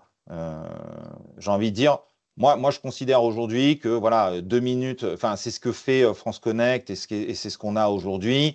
2 minutes d'access token, 30 minutes de refresh, 4 heures de session globale, etc. Des API Pro Santé connectées qui, en gros, acceptent un refresh. C'est ça qu'on est en train de dire. C'est plutôt cohérent. J'ai envie de dire, on est plutôt dans. En fait, on est en train de dire que autour d'une heure, dans la médecine, on s'occupe d'un patient, c'est ce qu'on est en train de dire, et qu'on s'occupe de patients pendant 4 heures. Je ne dis pas que c'est la réalité, d'accord? Je ne suis pas en train de dire que les urgentistes ne travaillent pas 8 heures d'affilée, ce n'est pas du tout ce que je suis en train de dire, hein, d'accord? Ce que j'ai envie de dire, c'est que, voilà, humainement, avoir une activité d'une heure intense, puis après de 4 heures en changeant d'activité, hein, c'est à peu près ce que fait l'humain, et c'est ce qu'on est en train de définir là. Après, que la modalité soit une demi-heure, 1 heure, etc., je pense qu'on s'adaptera dans le temps. Voilà, je pense qu'on s'adaptera dans le temps. C'est pareil, la supervision, donc le niveau N5 qu'on va définir et qu'on va construire au fil de l'eau, c'est un niveau qui va s'adapter. C'est un niveau sur lequel on va mettre de l'intelligence artificielle parce qu'on va avoir des gigaoctets de données qu'il va falloir analyser. On découvre des comportements. C'est-à-dire, on découvre des comportements au niveau de ProSanté Connect. Par exemple, je ne sais pas comment dire, moi j'ai découvert qu'il y avait une activité qui était assez importante vers 15-17 heures dans la santé, autour de ProSanté Connect. Pourquoi 15-17 heures? Je n'ai aucune idée. Voilà, je n'ai aucune idée de pourquoi 15-17 heures. Je ne peux pas vous dire. D'accord? Mais on voit bien qu'il y a un pic d'authentification. Donc, vous voyez, je pense qu'il y a ce genre de situation qu'il va falloir, on va découvrir un petit peu comment va vivre cet espace de confiance. Aujourd'hui, on définit le niveau de sécurité et on essaye de le rendre pragmatique par rapport à ce que on constate dans les faits et ce qui est acceptable. Si maintenant vous considérez qu'il faut réduire encore les temps, j'ai envie de dire, ce n'est pas les experts sécurité qui seront contre vous, très honnêtement. D'accord? C'est peut-être au niveau support où ils vont avoir un petit peu plus de mal. Voilà. Bon, on a mis tout le monde autour de la table et on a essayé de trouver les choses les plus acceptables pour tout le monde. Voilà. Mais enfin, c'est plus une remarque qui est Non, mais liée j'entends votre remarque, je l'entends. voilà, la cohérence du système, oui. si vous voulez. Le jeton ProSanté Connect qu'on présente à une API ProSanté connectée, c'est un espèce de sésame vers Oui. à l'utilisation de cette API ProSanté connectée. Et Tout à ça, fait. je trouve qu'il y aurait une logique à ça si l'API ProSanté connectée était complètement indépendante, ou si l'utilisation de l'API ProSanté connectée était complètement indépendante, une fois ce sésame obtenu, de l'utilisation du proxy santé.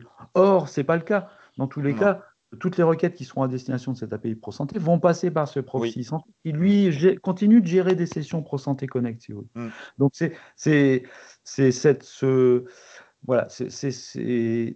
enfin, vous autorisez une certaine indépendance au niveau de la gestion des jetons aux API ProSanté connectés, mais vous imposez leur usage au sein de cette organisation fournisseur de services, proxy santé, etc. C'est ça que je trouve un peu bizarre, quoi. Enfin, pas bizarre, mais voilà. D'accord, j'entends. Je suis pas sûr que.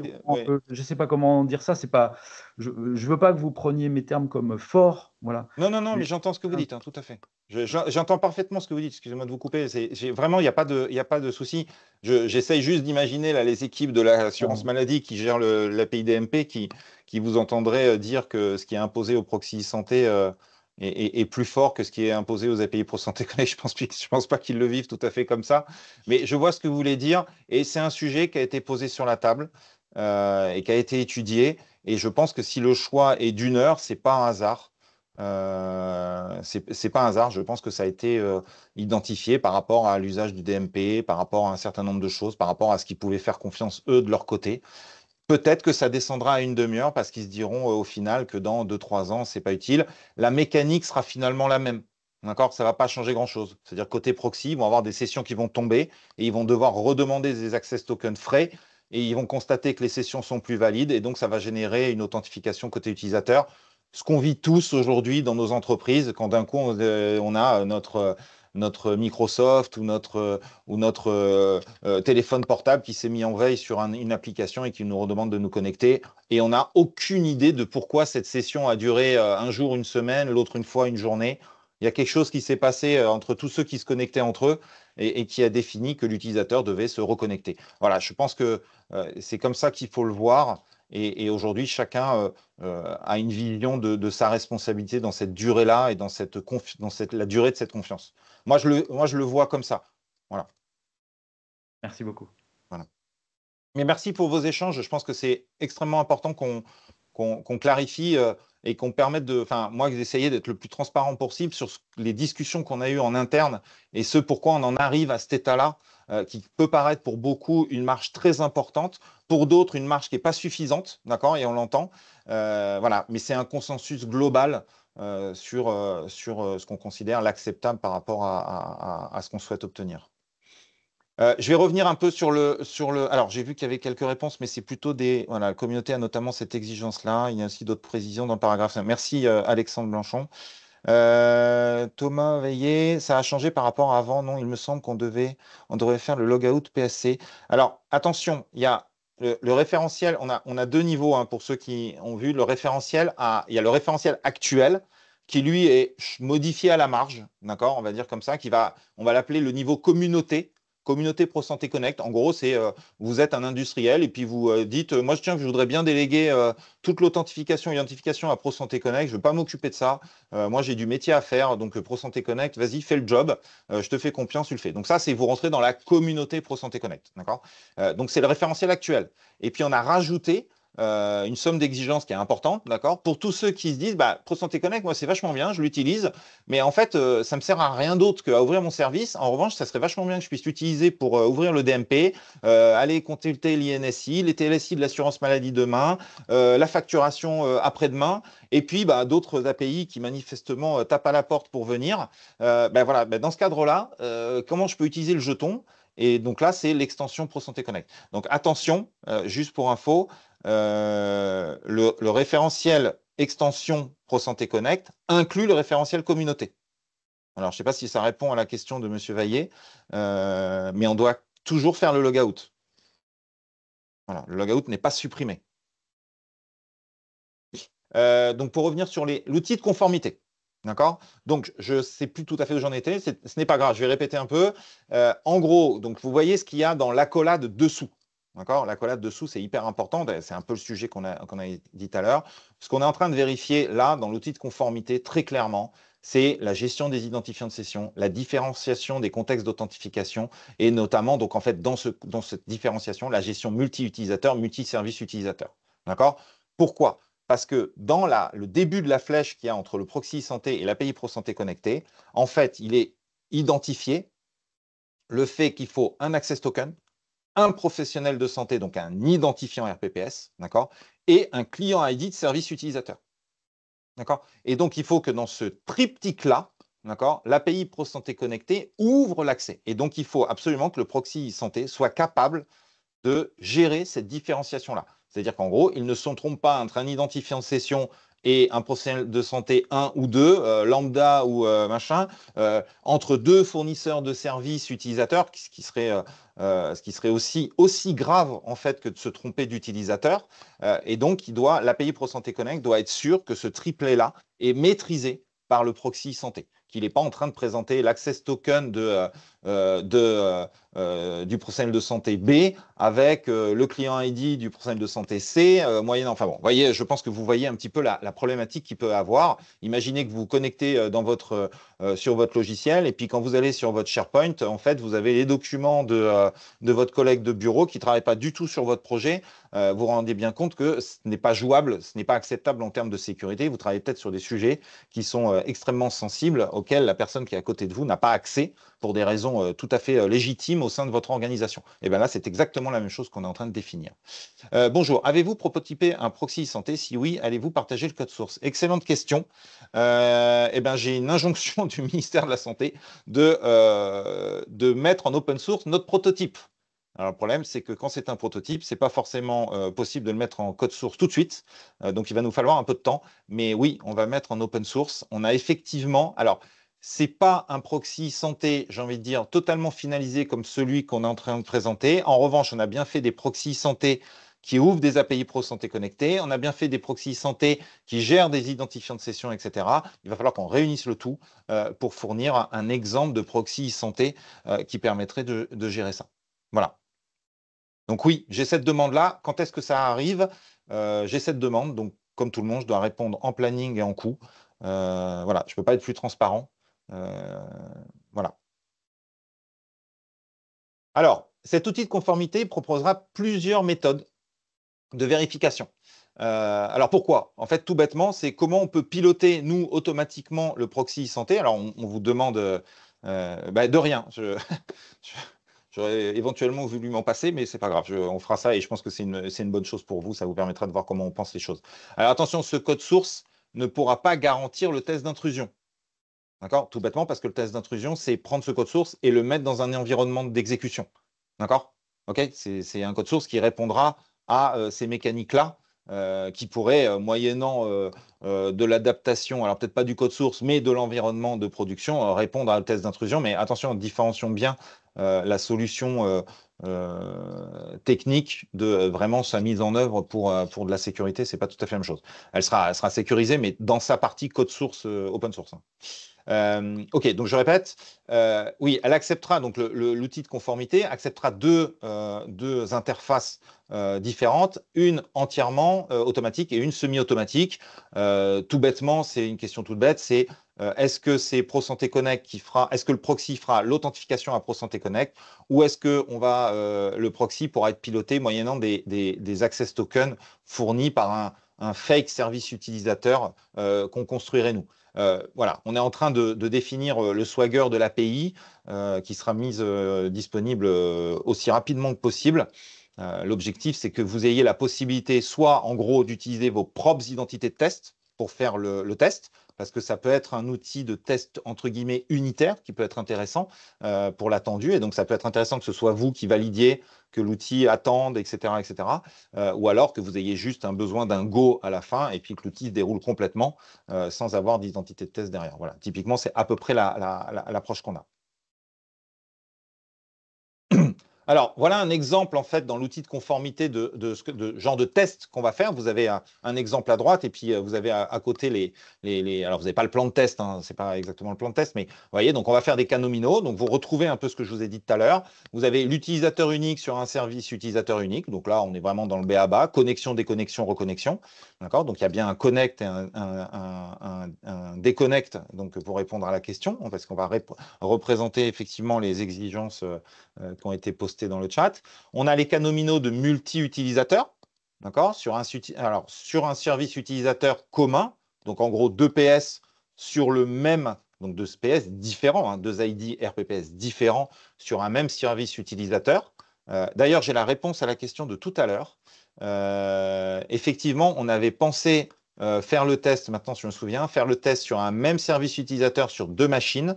En fait, on a dû abandonner l'idée pour l'instant, dans un premier temps, pour une question de différenciation des machines sur un même outil de conformité. Voilà, voilà, pour être honnête, c'était ça le sujet. On n'a pas abandonné l'idée, on l'a repoussé pour l'instant. Multi-utilisateur sur un service utilisateur commun. D'accord? Donc là, c'est le test que vous avez à côté. Donc vous voyez, hein, tout bêtement, on va faire une connexion de l'utilisateur 1 avec le LPS 1 auprès du proxy. Donc ça va être un connect, identifier un PPS, client ID, machin. D'accord? Get session. Alors on va probablement supprimer cette API qui n'est pas utile en fait finalement. Là, normalement, on va récupérer un identifiant de session. Et puis derrière, on va faire un send sur cet identifiant de session-là d'un aléa. Et ce qu'on va attendre du côté de, donc je reviens en arrière, excusez-moi, du côté de l'API ProSanté connectée de l'outil de conformité, c'est qu'elle nous envoie le client ID associé, l'identifiant RPPS associé, le session state de l'access token associé, la date, l'heure, l'aléa et éventuellement l'IP du LPS de l'outil de conformité. Voilà, l'API ProSanté connectée, tout ce qu'elle va faire, c'est récupérer ces informations-là, les signer. Et vous, dans le send, le proxy va les renvoyer à l'outil de conformité. D'accord? Et nous, on va faire les checks derrière que on a bien ce que nous, on a envoyé au début. C'est tout simple, hein, il n'y a rien d'exceptionnel là-dedans. D'accord? Et donc, bien sûr, on va refaire la même chose avec le client, le professionnel 2 sur le même LPS et on va vérifier effectivement que le retour correspond. D'accord? C'est vraiment du test tout simple de vérification de contexte d'exécution.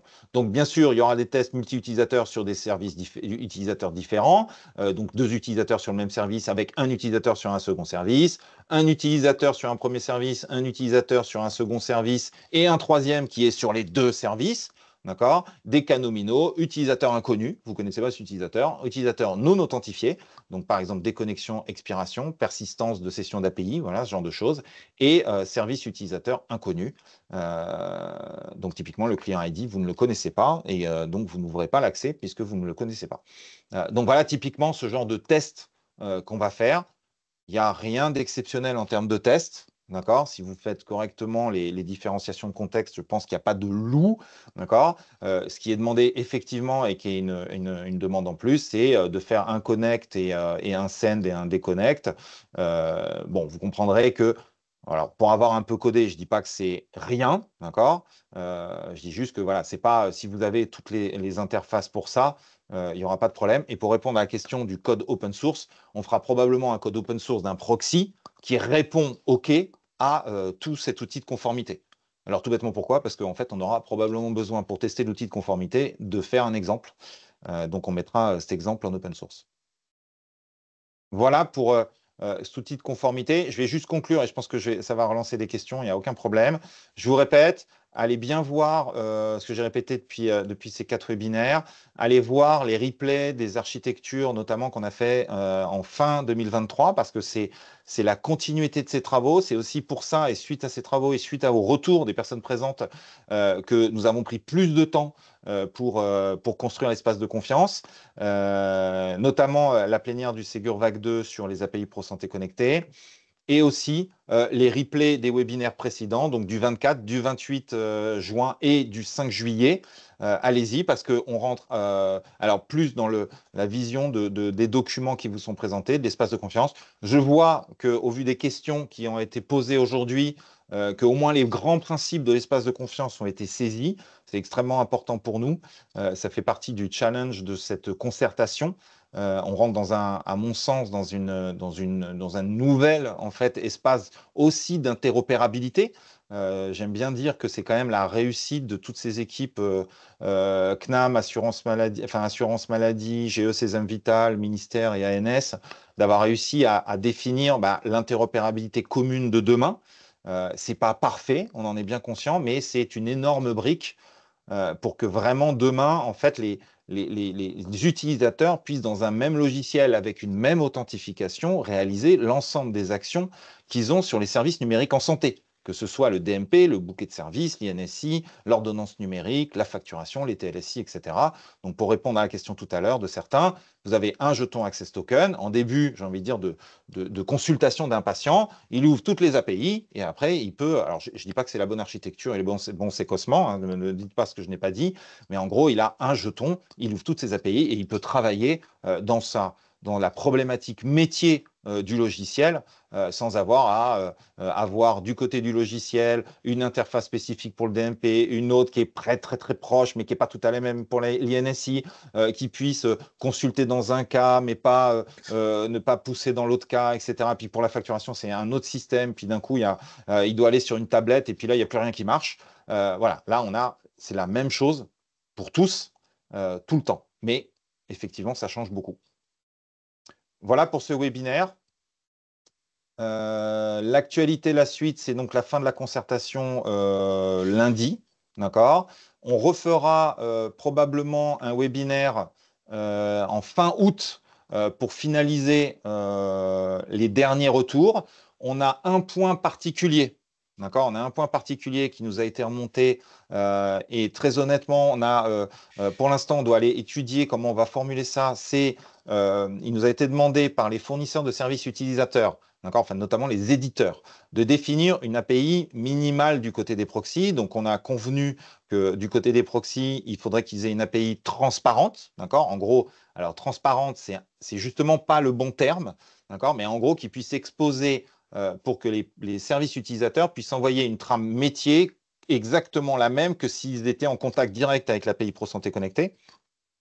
Il faut qu'on arrive à formuler ça, qu'on définisse qu'on veuille effectivement définir ce périmètre minimal. Alors, pour des raisons toutes bêtes, c'est qu'aujourd'hui, l'espace de confiance, c'est un niveau de conformité de sécurité, d'accord, lié à un cadre d'interopérabilité aussi des systèmes d'information de santé. On ne rentre pas, excusez-moi, dans des problématiques de structure de requête métier. D'accord, on n'est pas dans cette partie-là. Donc, ça veut dire qu'on rajouterait des exigences de ce côté-là. Donc, on en discute, nous, en interne. On voit comment on peut formuler ça de manière la plus pertinente possible. Il est très probable qu'on n'ait aucune exigence dans les niveaux N1, N2, N3, N4 de vérification de ce sujet-là, mais plutôt dans de la supervision, dans le niveau N5. On a aussi la problématique qui nous a été remontée que quand vous êtes les 4 acteurs, c'est-à-dire quand un industriel décide d'être son propre éditeur, à la fois de service utilisateur, de proxy santé et son propre fournisseur de services, donc il vient avec tout, et ben, il n'a pas besoin en fait de faire ces API-là. Donc ça demande une adaptation de sémantique, juridique, etc., qui n'est pour l'instant pas évidente.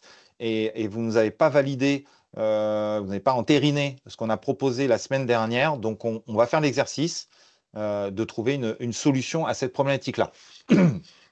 Alors, l'espace de concertation se ferme demain soir à minuit, mais vous avez indiqué en début de ce webinaire que les retours étaient possibles jusqu'à lundi. Qu'en est-il? Excusez-moi, je me suis trompé, donc ça doit être demain soir à minuit. Voilà. Voilà. Désolé, c'est une erreur, une coquille de ma part. Voilà, l'espace de concertation se termine à partir de là. Pourriez-vous préciser l'articulation OSPI Connect API Pro Santé Connecté? Alors, c'est une bonne remarque.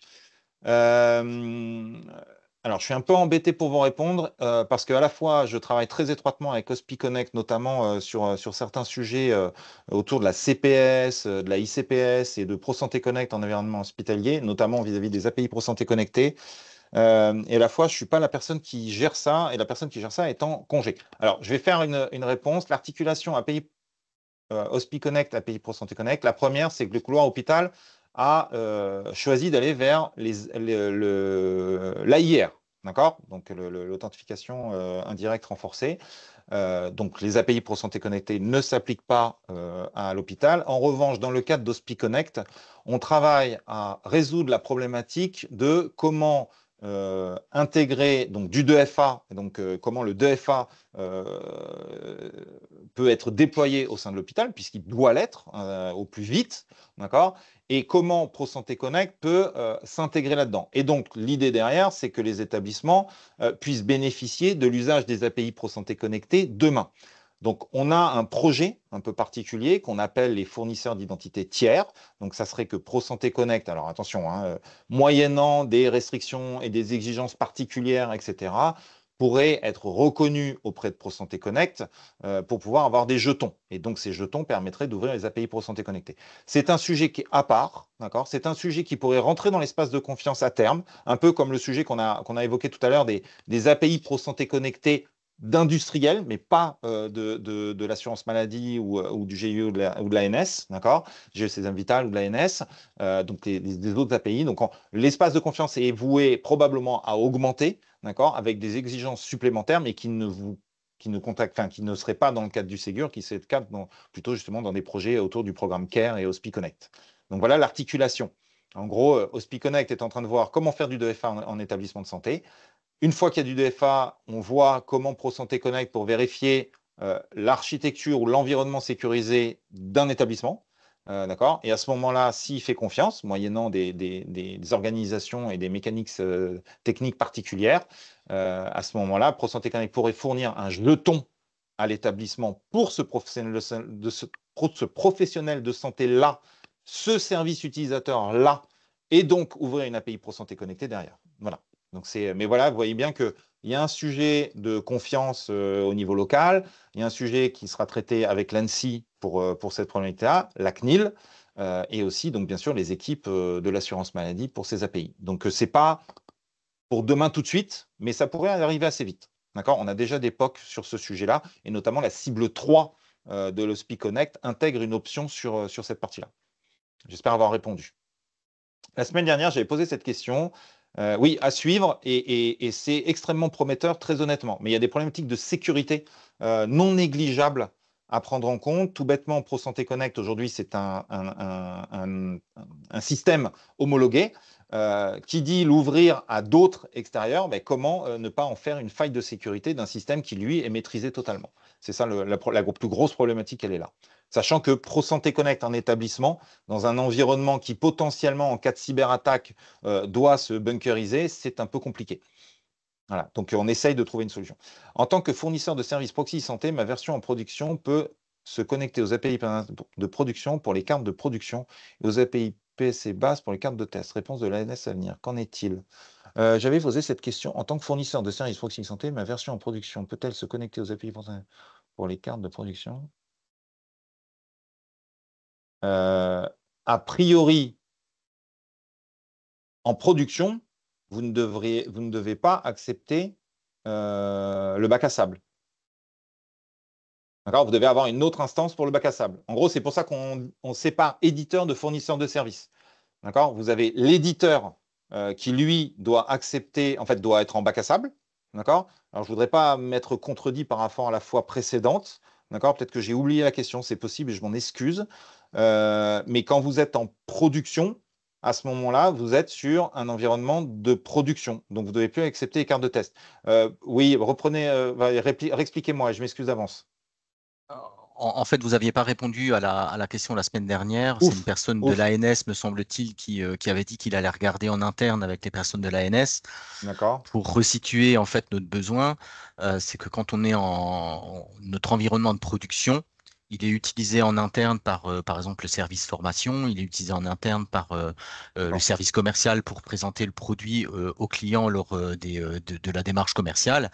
Et quand ils utilisent leurs cartes de test, qui sont fournies par l'ANS, et ben du coup, le numéro RPPS est un numéro RPPS de test, et donc du coup, on détecte que c'est une carte de test, et l'environnement de production, à ce moment-là, va solliciter l'environnement de bac à sable et pas l'environnement ProSanté Connect de production, ce qui permet d'ouvrir, par exemple, le DMP de production, qui permet d'ouvrir, on va dire, d'accéder à, on va dire, à l'INS, on va dire, de test, pour vraiment présenter l'outil et faire les formations telles que sur l'environnement de production, quoi.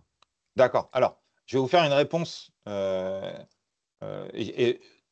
réponse où je réfléchis en direct, et ça ne sera pas une validation. D'accord? Je tiens à vous le dire. D'accord? L'espace de confiance, quand vous le regardez, en fait, il faut que les mécanismes, en fait, au niveau des access tokens, en fait, ce qu'on essaye de garantir, c'est les déplacements des access tokens au sein de chaque composant de l'espace de confiance. D'accord? On essaye d'être sûr et certain que l'access token, en fait, en gros, ne sorte pas de l'espace de confiance. Et donc, au final, l'API ProSanté Connectée, quand elle ouvre un accès sur un access token, cet access token n'a pas été corrompu par un tiers, je ne sais où. D'accord? Pour pouvoir faire ça, en fait, ce qu'on demande, en fait, finalement, à tous les acteurs qu'on ne maîtrise pas, donc ni ProSanté Connect, ni les API ProSanté Connectées d'aujourd'hui, d'accord, c'est de nous montrer que ce qu'ils font, d'accord, c'est de maîtriser assez leur solution pour que les access tokens ne sortent pas. Si dans votre solution, d'accord, à mon sens, mais je ne vais pas valider ça, d'accord, vous garantissez que les access tokens de production ne sortent pas, je ne vois pas la problématique. Là, mais peut-être, moi je suis pas, peut-être que quelqu'un qui a un autre point de vue de moi au sein de l'ANS ou de l'assurance maladie pourrait se poser la question. Honnêtement, si quand vous avez un test d'intrusion, on ne récupère pas l'access token, que vous ayez un point d'entrée pour aller en bac à sable, j'ai envie de dire, quelque part, nous, ça nous choque pas. Je vous donne un exemple. Par exemple, l'outil ESET à ICPS, d'accord, quand vous le regardez, si vous allez dessus, en fait, lui, il accède à la fois au bac à sable et à la production. Et c'est le même outil derrière. D'accord? Donc, je ne vois pas de contre-indication. Si maintenant, dans l'outil de conformité, j'ai envie de dire, je ne sais pas, je vous donne un exemple. D'accord? On vous fait un audit et on découvre que vous mélangez les identités de bac à sable et les identités de prod. En fait, j'ai envie de dire, le problème, c'est pas que vous mélangez les identités de bac à sable et de prod, c'est que vous mélangez les identités, en fait. D'accord? Qu'elles soient de bac à sable ou de prod, c'est pas. Voilà. Maintenant, il y a un autre point sur lequel je vais dire, c'est pour ça que je ne valide pas, c'est que globalement, la politique qu'on a eue depuis que moi je connais en fait l'agence et l'assurance maladie et le GECSM Vital, la politique est de décorréler complètement les espaces de bac à sable et de prod. D'accord? C'est pour ça qu'on a des cartes de test qui sont finalement des clones de prod, mais des cartes de test. C'est pour ça que sur ProSanté Connect, on a 2 fournisseurs d'identité, un de bac à sable et un de prod. C'est pour ça que dans les API, en fait, vous avez toujours des API de test, des API de prod. C'est pas, en fait, quand vous arrivez avec une carte que c'est l'API qui s'adapte. D'accord? Donc moi, j'aurais envie de vous dire, à mon sens, ayez plutôt 2 environnements. D'accord? À mon sens. Maintenant, je peux comprendre que ça fait 2 environnements à gérer. Je le comprends parfaitement. Je vous dis juste que de ma position en termes de sécurité, si vous ne mélangez pas les pinceaux, excusez-moi de la vulgarité, il n'y a pas de problème. Maintenant, la politique a été jusqu'à présent de tout séparer. Voilà. Donc, on va regarder ça, on va en discuter. On va en discuter en interne. Je n'ai pas la réponse là. Je vous dis juste qu'il y a 2 points de vue. J'entends votre point. C'est possible aussi qu'on n'ait pas la réponse en ce moment, parce qu'on a quand même une période de congé. Voilà. Et les équipes sécurité sont sur d'autres sujets, comme les JO aussi. Voilà, juste pour vous répondre. C'est un problème pour vous d'avoir 2 environnements? À part le fait que ça fait 2 environnements à gérer et tout, bien sûr. Hein. Non, non, on a déjà 2 environnements. On a déjà un environnement de pré-production, mais c'est juste que, Il n'est pas accessible pour les commerciaux, c'est ça? oui, voilà, c'est un D'accord. environnement de qualification pour tous les développements et pour faire certaines procédures, mais c'est plus un changement philosophique en interne de nos process qu'une problématique technique. D'accord, j'entends. Non, non, mais je comprends. Bon, nous, voilà, je vous dis, la politique, a priori, c'est de tout séparer. Voilà. Mais en termes de sécurité, bon, j'ai envie de dire, si vous ne mélangez pas, il n'y a pas de sujet, quoi. Bon, je n'ai pas la réponse, je vais demander, on va demander en interne, on va essayer de vous la répondre rapidement. Ok, merci. Il nous reste un quart d'heure, n'hésitez pas.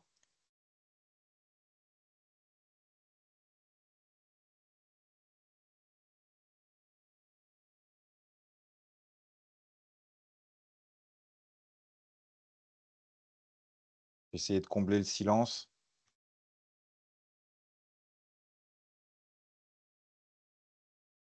Donc, je ne sais plus si je vous l'ai dit, mais je répète, on reviendra vers vous normalement à fin de l'été, donc août ou début septembre, pour vous présenter le résultat de la concertation.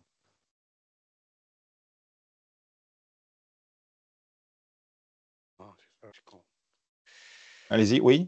Je ne sais pas, il y a quelqu'un. Alors, Monsieur Truche, puisqu'il a levé la Oui, main, oui. excusez-moi. Est-ce qu'il y a des dates de mise à disponibilité des bacs à sable, de tout ça?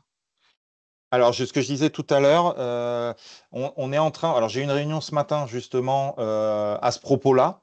D'accord? Alors, je vous répète, hein, le 14 juillet n'est pas la meilleure période pour arriver à monter des réunions et définir des organisations. Hein. Donc, on est plutôt en train de définir ça, enfin, de construire le planning et les attendus pour fin août. D'accord? C'est ça les plannings qu'on s'est donnés pour pouvoir vous présenter ça à la rentrée. D'accord? Mais ce qu'on essaye de faire, c'est que, en fait, la problématique qu'on a, c'est quand vous rentrez, en fait, quand vous postulez pour être à l'espace de confiance, comment faire pour que vous ayez accès à des environnements de test qui, en fait, considèrent que vous êtes dans l'espace de confiance. Il y a un moment de latence j'ai envie de dire, dans votre étiquette espace de confiance ready. Voilà. Et donc ça, il faut qu'on arrive à s'organiser. Il n'y a rien d'exceptionnel, hein, d'accord? C'est juste un problème d'organisation. Mais tant qu'on n'a pas pondu cette organisation-là, c'est compliqué de vous dire une date exacte de quand ça sera ouvert. En gros, techniquement, tout est prêt. D'accord? On est vraiment dans de l'administratif, à mon sens. Voilà. D'accord. Et ça sera courant S2, hein, très probablement. Hein.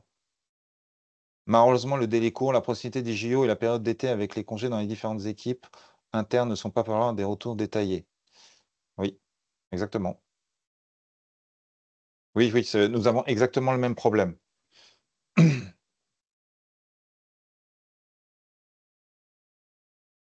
Alors, il n'est pas du tout exclu de nous faire des retours après. Hein. Vous pouvez, voilà, c'est juste qu'on considère, nous, que la concertation sera terminée.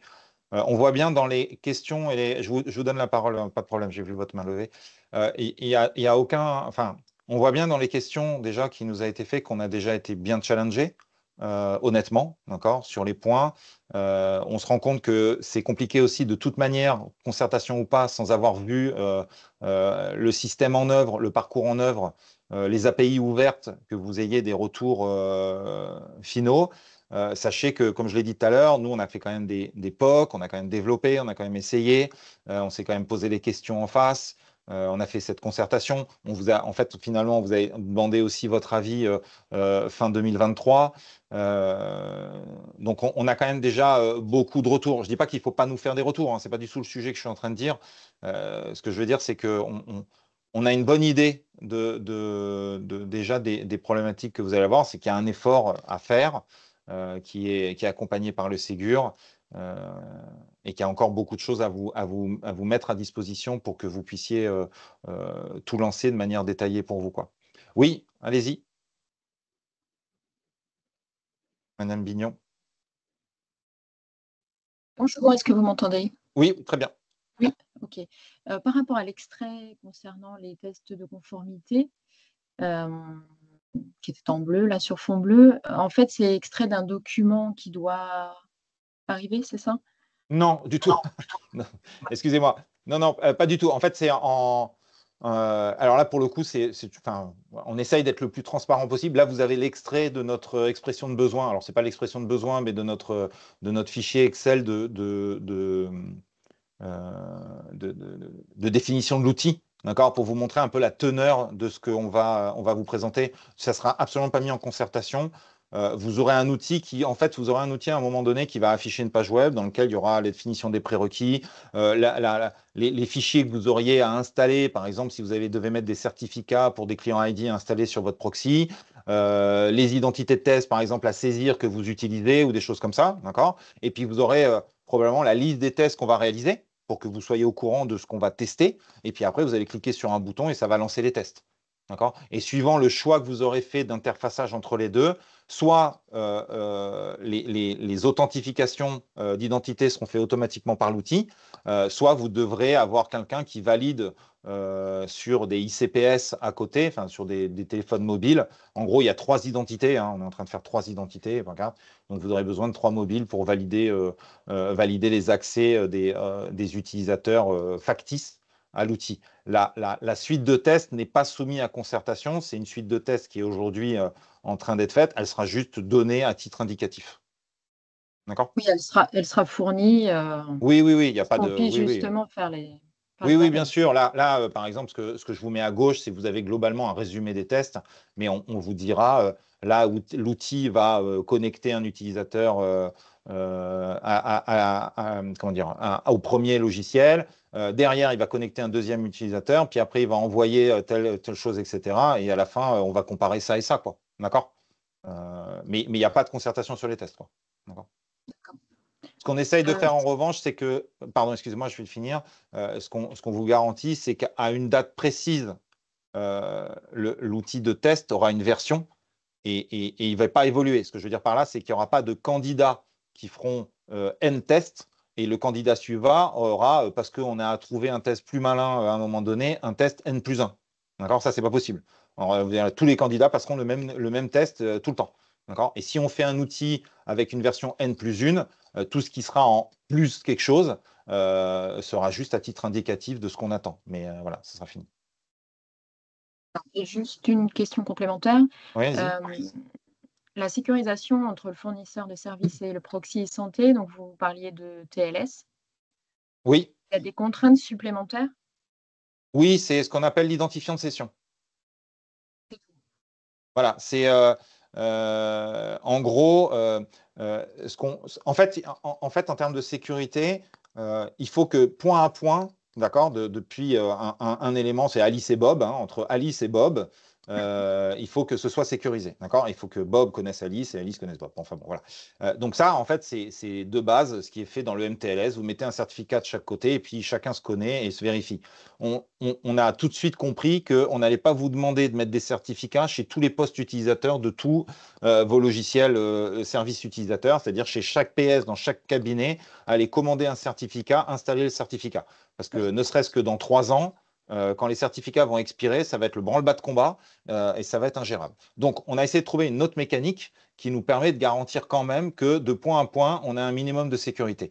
La première, c'est que en fait, Alice vérifie que Bob est bien Bob. D'accord ? Déjà, c'est le premier point. C'est-à-dire qu'en gros, votre fournisseur de service utilisateur, le logiciel, se connecte bien au proxy qui l'attend.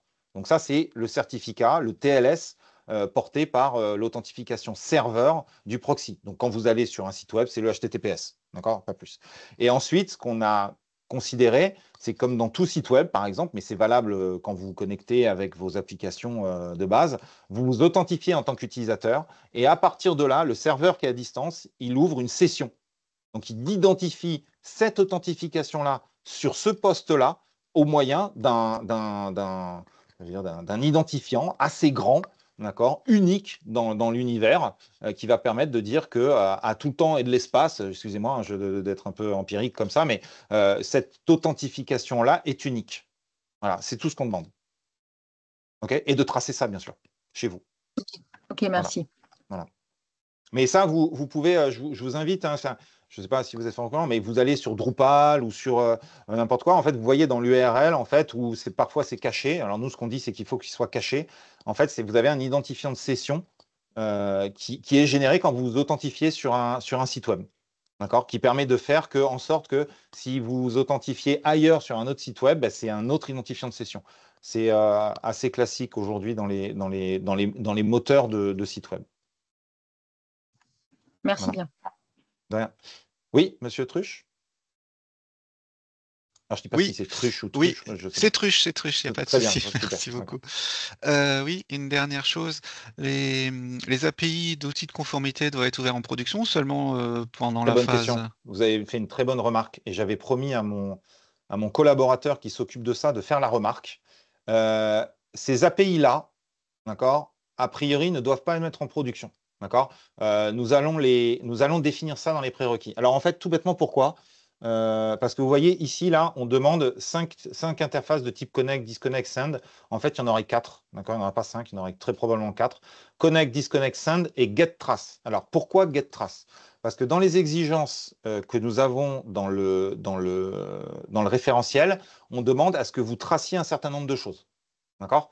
Pourquoi? Je vous répète, hein, c'est toujours la même chose. C'est qu'à un moment donné, si on a une réquisition, un problème de mésusage, quelque chose qui ne nous semble pas juste et qu'on vous demande de nous récupérer ce qui s'est passé le 12 octobre 2024 à 13h05 avec l'identifiant machin, on veut que vous soyez capable de nous fournir ces traces-là. D'accord? Enfin, les traces que vous avez chez vous.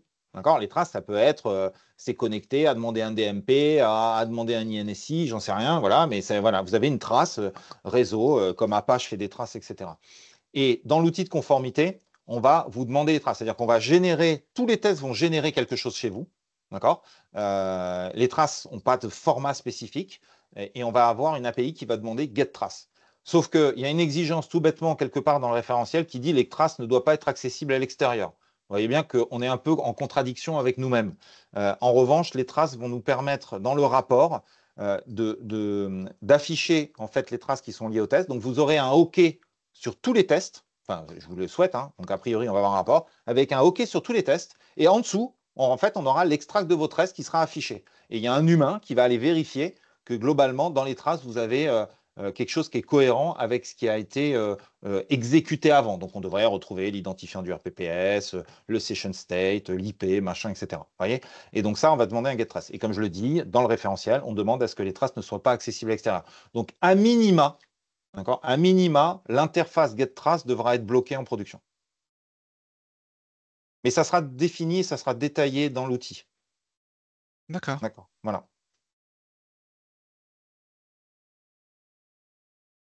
Et c'est pareil, l'outil, il aura des vertus pédagogiques. Hein.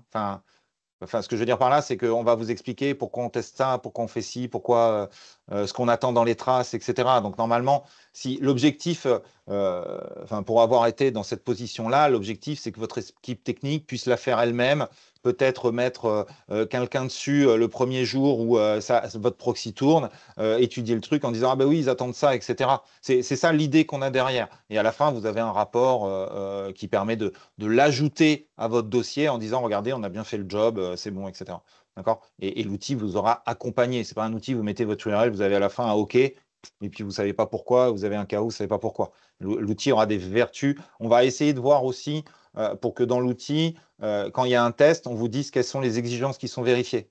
D'accord? Et puis vous dire que à côté de ces exigences-là, si vous faites ça, ben, c'est encore mieux parce que, etc. Vous voyez ce que je veux dire? En fait, on va essayer d'en profiter. C'est pas la même chose que l'outil Convergence, c'est pas tout à fait la même finalité parce qu'il aura des actions typiques de l'espace de confiance, mais c'est toujours pareil. On va essayer de profiter du fait de vous avoir devant un outil à nous pour vous accompagner dans ce qu'on attend. Et puis j'ai envie de dire quelque part, c'est un peu, on vous demande de développer quelque chose spécifiquement pour que nous on puisse tester. La moindre des choses, c'est qu'on vous donne le plus d'informations possible pour vous aider à le faire, quoi. D'accord. Et juste quand vous avez dit qu'il y a un humain qui est derrière, est-ce qu'on pourra lancer des tests sans que l'humain soit obligé Oui, oui, oui, oui, d'intervenir? oui, oui, bien sûr. En fait, quand Ok, je dis il y a un humain derrière, c'est que lorsque vous allez donner votre dossier avec le document de conformité, vos tests d'intrusion et votre rapport de l'outil de conformité, à ce moment-là, il y a un humain qui va regarder l'ensemble du dossier et les traces. d'accord. D'accord? Voilà, c'est tout. Mais vous inquiétez pas, si quand vous allez, très honnêtement, si vous envoyez le rapport, vous aurez eu un texte avant en disant vérifiez avant d'envoyer le rapport que vos traces contiennent ça, ça, ça, ça et ça. Je veux dire, vous n'allez pas nous envoyer le rapport si Oui, ça n'a oui, pas oui. checké, on n'est pas bête, quoi. Voilà. Ou alors si Ok, vous ayez vraiment détourné le truc, ou alors vous nous envoyez des traces qui n'ont aucun rapport, mais on se sera débrouillé d'envoyer des aléas pour que ça ne marche pas. Voilà. d'accord. Voilà. On n'est pas complètement idiot. Euh, alors, je sais que Madame Bignon, vous avez encore la main levée. Je pense que c'est celle d'avant. D'accord? OK. Alors, une concertation sans pouvoir réaliser nos premiers développements, c'est forcément plus difficile pour estimer les problématiques qui peuvent se poser. Oui, on comprend. L'espace de confiance, c'est nouveau. Il n'y a rien. Il n'y a encore rien. On découvre. Nous aussi, on va découvrir. Alors, je ne dis pas que c'est une excuse, hein, et vous en avez, je comprends que vous en avez peut-être quelque chose, rien à faire de ce qu'on est en train qu'on découvre. Mais effectivement, on est tout à fait d'accord que cet espace de confiance, bah, vous ne pouvez pas faire vos premiers développements pour faire la concertation. Cependant, si on a pris autant de temps et qu'on l'a mis sur le chemin critique de la vague 2, c'est parce qu'on a cherché le plus possible à traiter les sujets. D'ailleurs, très honnêtement, hein, la concertation aujourd'hui, on se rend compte que vous avez étudié les documents, on le voit bien, vous les avez lus, peut-être pas tous à fond, peut-être pas tous les mêmes parties, mais en revanche, je les avais lus, on a vu qu'il y avait eu des questions, notamment dans les webinaires, je vous invite à regarder les autres, des questions.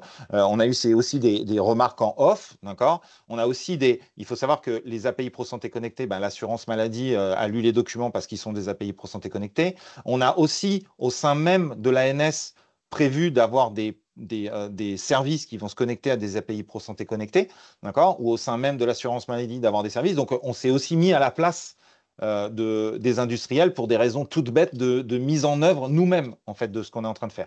Pro Santé Connect est sur nos propres services. Donc, vous vous rendez bien compte qu'on se rend aussi compte de ce que ça veut dire derrière, d'accord? C'est comme dit mon responsable, c'est eat your own dog food, d'accord? Donc, on essaye de faire ça, d'accord? Donc, on a déjà pas mal de retours qui nous laissent penser que on n'est pas hors sol, c'est pas négligeable en termes d'efforts, mais on n'est pas hors sol.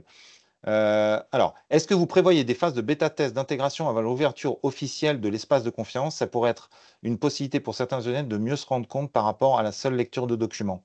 On y réfléchit, c'est pas évident, d'accord? C'est pas évident. On y réfléchit, d'accord? On y réfléchit. Quelles sont les conditions? Pourquoi? Comment? C'est pas quelque chose qui est entériné.